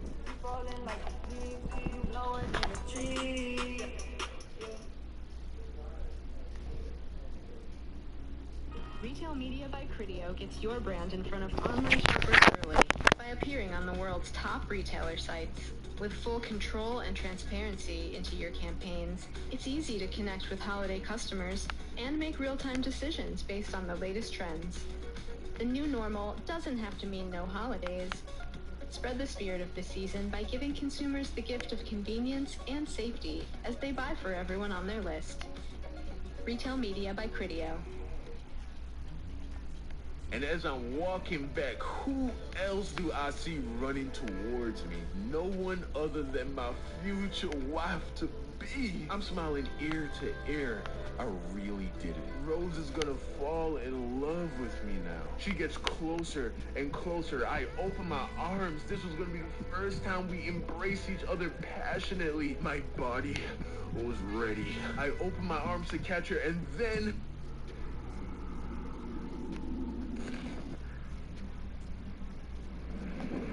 This story takes place back in the 5th grade, way before I became Young Don the Sauce God. Back then, I was just Lil Don. Now, as you can probably guess from the title, there was indeed a girl. Now, this girl played a very special role in my life because she was the first girl to make me have the thought, oh snap, Asian girls are pretty hot. Now stop, don't go there. Listen, I'm just being real with you, alright? I grew up in Jamaica, okay? It's like 98% black people. And that's not an exaggeration. That's it's pretty spot on. I say that to say that I knew that black women were beautiful from day one, my G. There is no short supply of hot black girls where I'm from. So that was always a given. Black girls are hot. Then of course, your boy grew up watching cable, aka white TV. Whenever I hear like, how come y'all can have black entertainment television, but we can't have white entertainment television? I'm like, what? My G, that's literally what cable is. AMC, Hallmark, USA, CNN, Fox, Stars, HBO, Nick, TV Land. Like until very recently, I ain't see too many black people on these channels, B. And I'm not mad about it. Times are different. And furthermore, in this day and age, you obviously don't need to be on cable to be a successful entertainer and have a large audience. But the point I'm making is that I grew up watching cable. So I grew up watching white people. So from a young age, I knew that white girls were pretty hot. And of course, if black girls are hot and white girls are hot, then by default, Spanish girls gonna be hot too, B. Because let's be honest, right?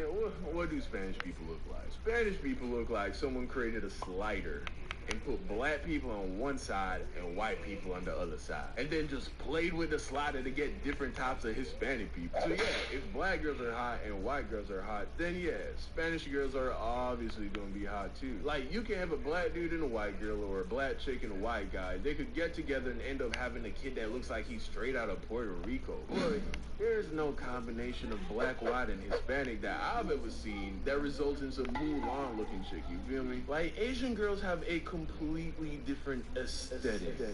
And since Asians were even less represented on cable than black people when I was a kid, as well as the fact that Asian people make up less than 1% of the population in Jamaica, I managed to make it all the way to the 5th grade without ever having the thought, Asian girls are beautiful.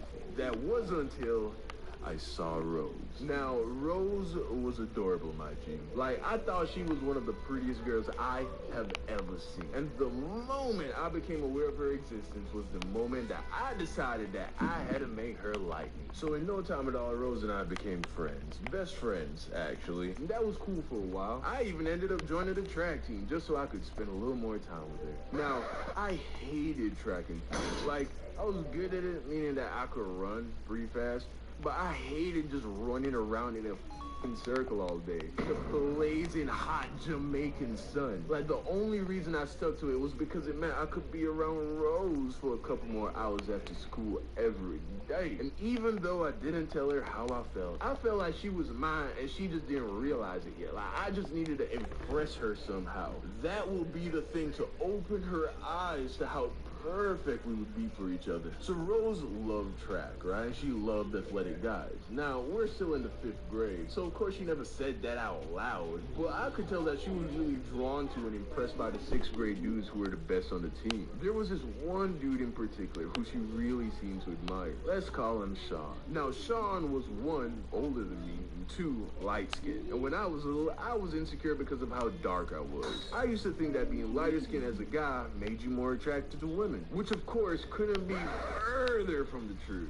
Trust me when I say that girls love this dark chocolate boy. But that's what I thought at the time. So in my head, this dude was already out of my league. But I thought I still had a shot. I figured that all I had to do was prove to her that I was a much better athlete than him. Now, he was actually faster than me, but not that much faster. And the track meets were still weeks away. With that in mind, I began to train. I went to every practice with a mission to become faster than this dude. That became my master plan. Hang out with Rose during lunch and try to get her to like me more, and then train during track to beat Sean and sweep her off her feet. So fast forward to our first track meet, and it's time for us to run. Now, the event was a 200-meter sprint, and typically you'd have 2 runners from each school in the event. Now, this wasn't a big event. It was a one-day thing, no qualifying races. The coach straight up just picked you and you went and ran. So the coach picked me because I was pretty fast at the 200-meter, and then she picked Sean. So now I'm like, perfect. This is finally my chance to smoke this fool and show Rose why I'm the better man. We go to the starting line and get in position. On my left, there's Rose, my woman to be. And on my right, a light-skinned named Sean, my mortal enemy. On your mark, get set. And just like that, we were off. I was just focused on running the entire time. I didn't look to my left, I didn't look to my right. I just ran as hard as I could. And as quickly as it started, it was over. I looked around and all I wanted to know was, did I beat Sean? But then out of nowhere, my coach comes up to me and is like, yo, Don, you did it. You won. I won?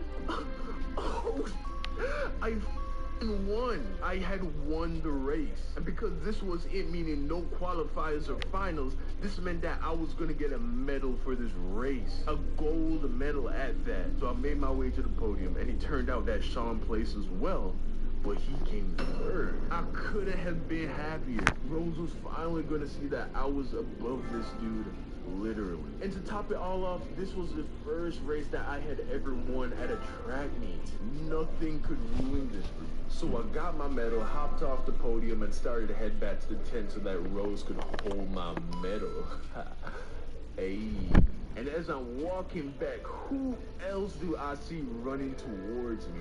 No one other than my future wife to be. I'm smiling ear to ear. I really did it. Rose is gonna fall in love with me now. She gets closer and closer. I open my arms. This was gonna be the first time we embraced each other passionately. My body was ready. I opened my arms to catch her, and then she ran right by me. Just completely sidestepped me. As if I was realized that they were waving to someone behind you. It's like that multiplied by a billion. I turn around, and what do I see? Rose in the arms of my mortal enemy. She was so excited to celebrate his dusty-ass doodoo brown medal. Meanwhile, I'm over here in the winner's circle, lonely as hell with my gold chain on. I feel like every little...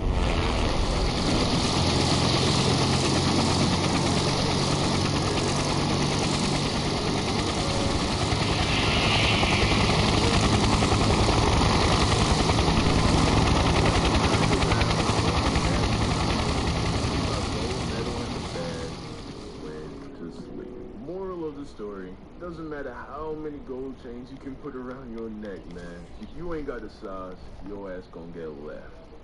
Big facts.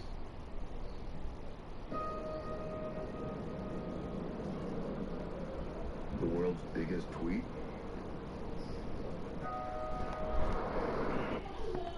And as I'm...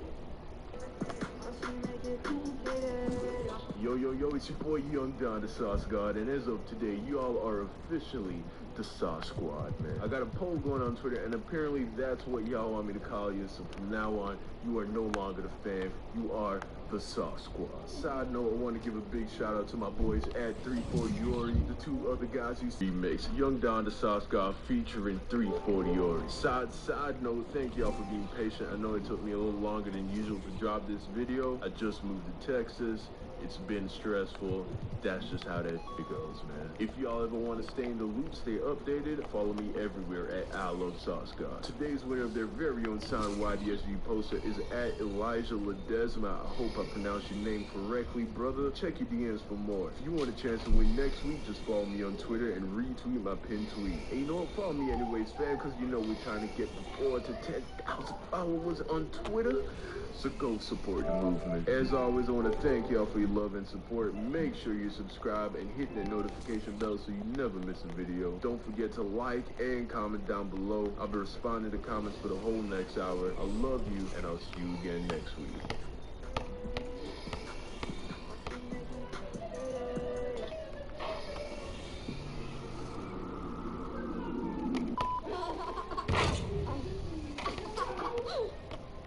Have you ever made a mistake because of the feelings you have for another person? Well, if you haven't, I've made enough for the both of us. This is a story telling you about one of the many poor decisions I've made because I caught some feelings, man. Here we go. So this story starts off in my junior year anatomy class in high school, just a few months after moving from Jamaica to America. So on this day, our teacher assigns the class a group project where everyone will have to partner up with one other person. Now, I don't remember if she asked me or I asked her or if the teacher picked our partners for us, but what I do remember is that I somehow ended up in a group with one of the hottest girls I've ever seen. Let's call her Ashley. So Ashley and I get together and start talking about anatomy shit, you know, because God knows that I had not yet acquired the sauce. So I wasn't too confident to try and talk about much else. So fast forward to the end of class, and by then we were cool. She was a cool chick, and I was good enough, I guess, at the time. So class is over, and it's time for me to walk home, because I live like a mile away from school. Well, turned out that Ashley's mom picked her up every day after school from a park that was on the way to my house. So naturally, we end up walking together, which, again, pretty hot chick, totally fine with me. So this became like our thing. After every anatomy class, I'd walk her to the park and then walk home. And I don't remember much of any of our conversations, but I do remember the day she turned to me and said, "So Don, how comes you don't have a girlfriend?" Now, I didn't know how to answer that. I was just like, I just don't. You see, I was not a very sought after dude in my early teens, you feel me? Like, between 12 and 15, were some pretty rough years. But after I moved to America and turned 16, I finally pulled out of that shitty period of puberty and my grown man physique and look started to take form. So I guess that girl started to notice. However, I had zero awareness that my stock had risen at all. I was not seeing what they were seeing. Then,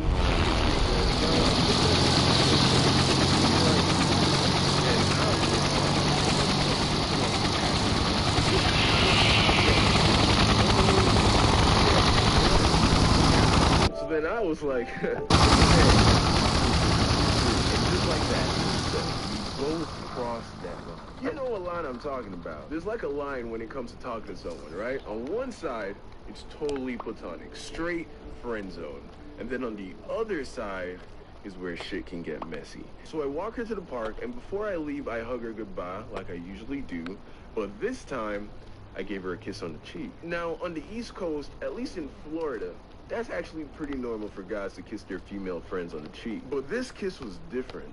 It was like 2 seconds longer than just a normal goodbye kiss. I basically sent a message, and that message was, next time, I want more than a kiss on the cheek. You feel me? So, fast forward to next time, we're walking to the park, and as we get there, she says, "Hey, I told my mom to pick me up later so that we could work on the group project." So I was like, cool, that's real responsible of you, because we really need to get this project done, like in all seriousness. So I start walking over to a park bench to sit down and take out all my anatomy shit, and then she's like, "We work on it at your house." So I'm like, come again? She's like, "You live around here, right? Let's just do it at your house." So we went to the crib. We get to my house, empty. We go up to my room and lay out all the anatomy stuff on the floor. So there we are on the carpet talking about anatomy, and it really was pretty much just me explaining everything to her, because I was definitely the smart one. So, you know, I'm trying to explain this shit to her, and then she just puts her head down. So I give her a nudge, and then she nudges me back. So I give her another nudge, you know, but like more. She gives me one right back. Now, I didn't know much about girls at the time, but let's just say that nature has a way of telling a guy when the moment is right. So I just reach over and hug her, like real tight. And then I let her go, and then we're just laying there. And she doesn't say anything. Now, here's what I didn't tell you that I knew at the time. She had a boyfriend, some guy who graduated from her school like a year back. So he was probably like 19 or 20, and we were both 16. So I'm lying there thinking, God damn it, I'm an idiot. Why would I hug her like that? She has a boyfriend. Now this is all weird, and she's never gonna want to come over, and it's all fucked up. And then the next thing I knew, she was on top of me. So there we are, looking at each other. And then she leans down, and then we kissed. Just real quick. And then everything was still. We were just staring at each other, holding intense eye contact. And then, let's just say that the only anatomy we did for the next hour consisted of passionate kissing.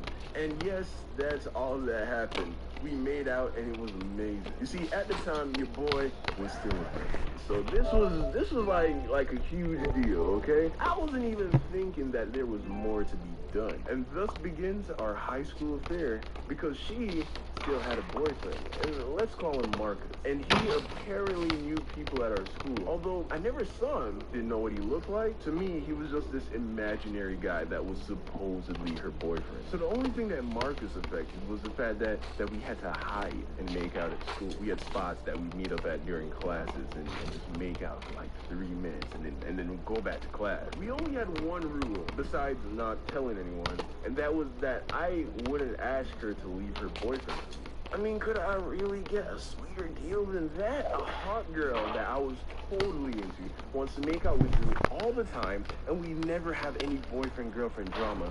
What is this magical world you speak of? But one day, it happened. I walked her to the park, kissed her goodbye, and as I was walking home, an arrow pierces my chest. She got me. I caught the feels. I fell for her, man. Because of course I would. Up until very recently, I was just that kind of guy to you know, just fall hard for girls, and that always fucked me up. So things continued business as usual, making out during school, walking her home, texting all the time, but I slowly started to hate her boyfriend. Eventually, I got right to the place that I promised I wouldn't get to. I tried to get her to break up with her boyfriend, but she said no. She was not going to leave him. I realized that I was just something fun for her, which was cool at first when she was just something fun for me, but things had changed. Eventually, I had gotten fed up. My heart was starting to break over a girl that was in a relationship. I couldn't deal with that shit, so I cut it off. So by this point, a few people know about us. My cousins that I lived with, my 2 best friends, Justin and Matt, and this one other Jamaican dude from school, who we would call Sam, who was at the time a mutual friend to me, my old cousin Ty. Please don't go try hard. Oh my God. I don't care to lose because I don't remember guard. Can you please not go try hard? I don't know the guard, so really it doesn't matter. Don't go try hard. I don't even need a guard. I'm not a guard. My guard's an 82. My face was all hot, my mouth dried up, because by this time I had gotten to learn a little bit more about Marcus. Alright, no, I think he can shoot. He's a glass cleaner. He's a pure glass cleaner, so he has a high chance of being able to shoot. On the wrong side of the law. Ashley even told me that he drives around with a gun. This wow. was not a dude that I wanted to fuck with. So there I was, just sitting on the bed, scared out of my mind. Because I now had a hit out on me by this thug-ass nigga. So? Those smell delicious. Boost can help turn your talent into a brilliant website business. That's it. Turn up the heat. I tried to dodge you. Web Good. Nice. Wow, they both jumped. No. I should have passed that one. It's chill.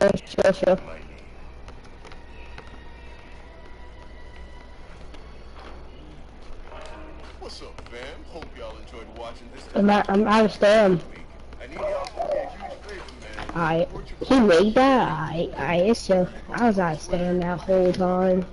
Or by sharing the link with a friend, just by shouting me out on Instagram. I need y'all I don't think he this ass can shoot, to be honest with you. just as good as any other animator. Should I sit paint and see if he can shoot? This full time, but I can't Like, say close shot. I'm gonna say like close shot. a lot more. So help your He boy can't out. shoot. He would have popped that. Make sure you like, comment. Yeah, I think he can only shoot close shots. I'm already working on part 2. I love y'all, man. I'll see you again soon. Bounce back. Dude, the timing is so slow. No way. A late road takes no skill.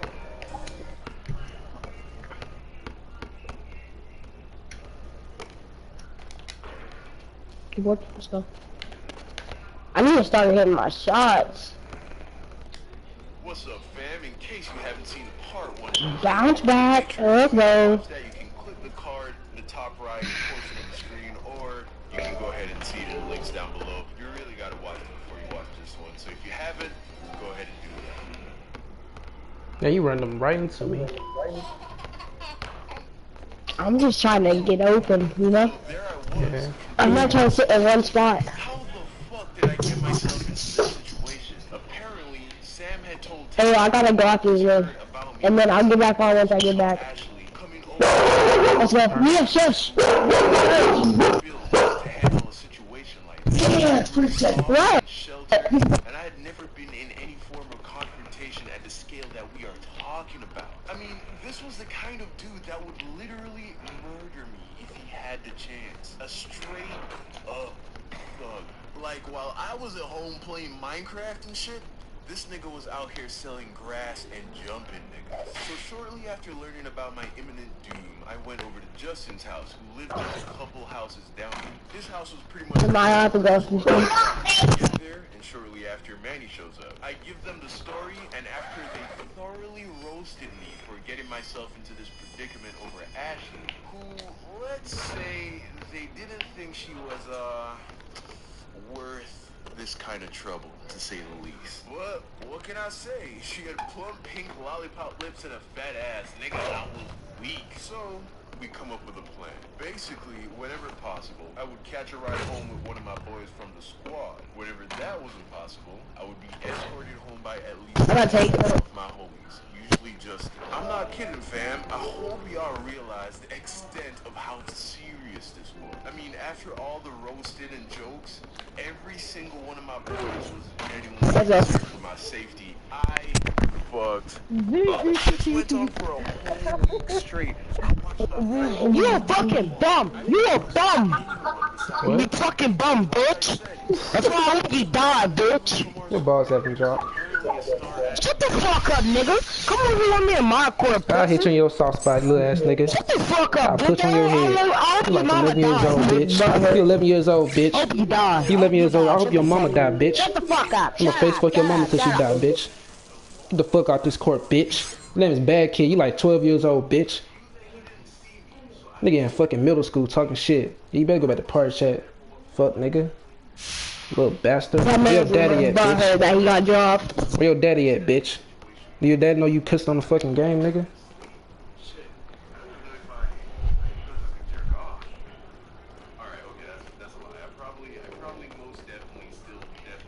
Fuck y'all, y'all ain't getting this fucking court.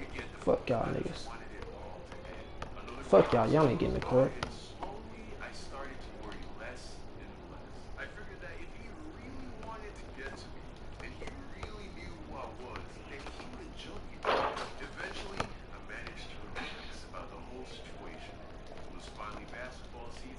Fuck y'all, I ain't getting no fucking game.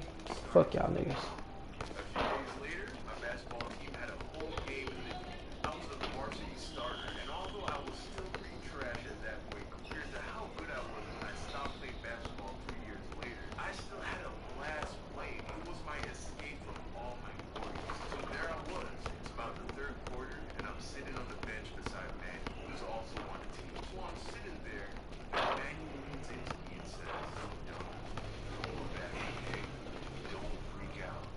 Marcus is sitting right behind you. He's a couple rows back in the stands. Don't look back. But I think today's the day, bro. Don't worry. I got you. So let's come to this. This is how it all ends. This nigga is gonna beat my ass on my own fucking basketball court in front of my schoolmates, my team, my friends, my family. Of course, this was his plan all along. Bravo. Good sir. Bravo. You remember how when Kobe Bryant got charged for raping the girl? Wait, hear me out. If you remember, when he was going through all of that, instead of crumbling under the pressure on the court, he rose to the occasion and played phenomenally, almost as if to prove his very innocence on the court. Well, I did the opposite of that. You could see my guilt and anxiety with every move that I made. It must have been so bad that he saw that I was way more ass than usual and ended up benching me for the rest of the game. Fast forward a little later, the game was over, and I don't even remember if we won or lost. I had bigger shit to worry about. So we all emerged from the locker room. Manny and I are standing side by side. We decided that whatever I had come into me, we were going to face it together. We exited the building, and there he was, just talking to some of my teammates. But something told me that I wasn't going to get my ass beat then. Manny and I stick around for a bit. Then he left. The nigga just left. And I am sure that he saw me. I was awash with relief. I go home and run into Ty's room and I tell him everything that happened that night. And when I was finally done telling him the story, he bursts out laughing. He says to me, "Yo, bro, didn't Sam tell you, dog?" What do you mean, didn't Sam tell me? Ty looks at me and says, "It was a prank, bro. Marcus never found out about you, you lucky ass nigga." And that might have been the first time in my life where I was equally furious and overwhelmed with joy at the same damn time. I gave Ty some shit about it, went into my room, locked my door, and went to bed. And that was the end of my high school love affair drama. Moral of the story: don't be a hoe, cause that shit never ends well. What's up, fam? Big thank you to all my supporters who went above and beyond and shared my last video on Twitter and shouted me out on Instagram. I wouldn't be working half as hard as I am to get these videos out to you guys as quickly as possible if I didn't have the kind of support that I get. Just the last 5 days since I posted part 1 to this video series, the family has grown by over 100 people. That's amazing. And it wouldn't have happened without you guys helping me out, so thank you. But let's keep that train going, man. Make sure you share this video with someone. I mean, come on, right? You got good taste. If you share this video with a friend, you'd be doing them a favor. And if one would assume such to be the case, you have unfortunately made a grave miscalculation. Or in other words, nigga, if you don't think that I couldn't know what it feels like to be in love at the ripe age of 8 years old, you got me all the way wrong. I've been trying to get at these girls since day 1, fam. For as long as I can remember, I know that I have always loved women. In fact, my mom told me a story about this one time I fell flat on my face when I was like 4, and swears on everything that it only happened because I was trying to impress the people. Anyway, back to the story. So let me give you some context, man. So I'm in the 3rd grade, and in my class there was this one girl. Let's call her Daisy. And Daisy was the apple of my 8-year-old eye. In fact, she was the apple of every boy's eye. You know how when we were little, everybody wanted to be boyfriend and girlfriend, even though you had no idea what that really meant? Because honestly, really, at that age, I still didn't even know my dick could be used for something other than like, it wouldn't be for years that I would discover that it had a whole other mode. You know, one that involved like a lot less pee-pee. Unless you're into that, which then, you know, fuck dude, do you. Anyway, every dude who wanted a girlfriend wanted Daisy to be their girlfriend. And for good reason. This girl was as adorable as they made her. And when you're a kid, that's all that matters, because that's the point in your life when you are the most shallow and superficial. So every other dude had a crush I thought about this girl all the time, man. In fact, this is how I know that I was undoubtedly feeling some grown man ass feelings for this girl, man. Alright, be warned. This is some simp ass shit that I'm about to tell you. This story does not leave the family. Alright? I got a reputation in these streets, man. So Fucking hate this nigga, bro. I told you I got a magnet. I'm not worried about it. Let's go. Nigga flasher though. Nigga probably got 40 badges. Yeah, that house is innocent. Yep. That's the only reason why I care about the legends. The fuck? Hey yo, that's it. By the way. Here. Yo, what's up? Talk to me, nigga. What you trying to take me on my spot? Nario, that's it. The post score. Speak up, bro. Your mic is low.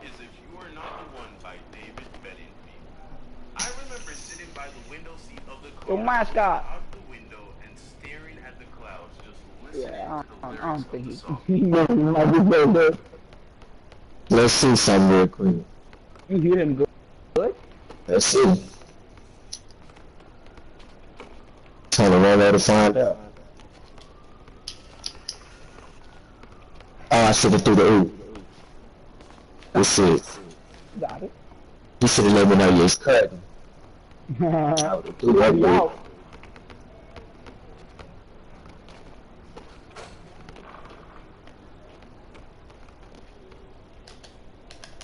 Hey! My God! I be hunting your asses.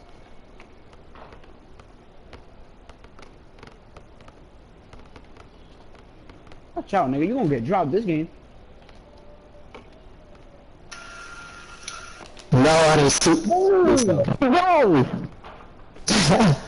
fuck? That's a good move, bro. I did not try to shoot that shit. I ain't gonna lie. Fucking two to be on some shit.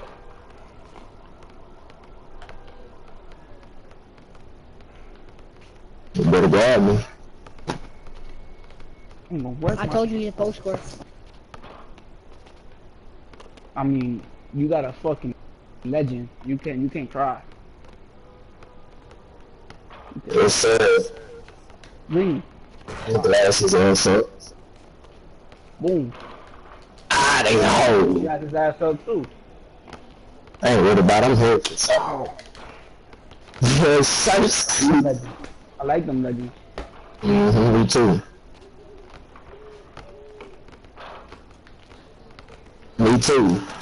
Trying to take me on my spot and shit, huh? I told you I knew it was gonna come. That's the most toxic shit I ever seen Tuka put in this game, bro. With the Insta badges. Not the Insta badges, but you know, like taking niggas off the spot, bro. You know oh my God! What the fuck? What? No steal. I wonder if we can even see. Yeah, do that. Try to do that with baseline teams. Come on, I'm gonna slap this. With the 40 badges. I'm gonna slap those dudes. That's what I'm saying. 40 badges. Yeah, get that nigga the ball back. And watch your passes. Get that nigga the ball back. Come on. No, nigga. That shit's good. Man, you're the most sorry legend I ever seen, bro. Shut the fuck up. Nigga over here riding the whole game. Get your bum ass up, nigga. And since that day, I have my respect. Get your bum ass up. Get your bum ass up. Niggas over here talking shit the whole game. Niggas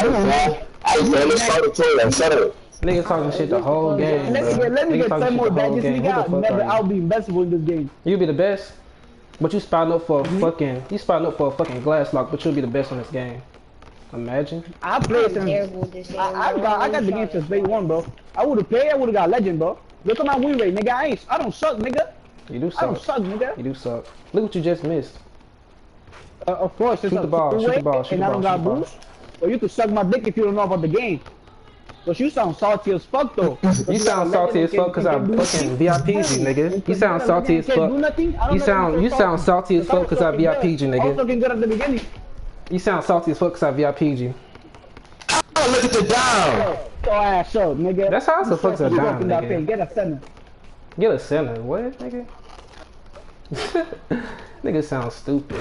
Fucking spick. What? You a legend. You got 40 badges. You got 4 points. I'm the legend here, nigga. You got 4 He got points. 40 more badges. You got 4 points. You got 4 points, nigga. You got 4 points. He got 10, but... Hey, fuck that nigga. Stand right quick. Stand right quick. Nigga, get the fuck out of here. Stay on this court right quick. Don't move. Don't move. Don't move. Don't move, nigga. Fire in the bitch. Nigga, you had 4 points. You had 4 points. You had 4 points. Next, I'm finna VIP you again, nigga. I'm finna VIP you again. I'm finna VIP you again. Yeah, I'm finna VIP you again. Yeah, I'm finna VIP you again. It's all good. It's all good. Stay right here, bruh. Yeah, it's gonna be by already. It's gonna be by too, nigga. I'm finna VIP you again, nigga. What you gonna do after that, bitch?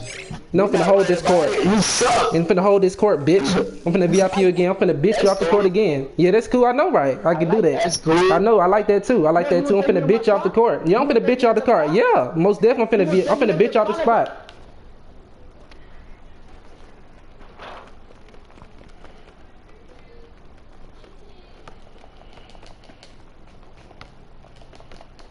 Fuck out of here, bitch. Fuck out the court, nigga.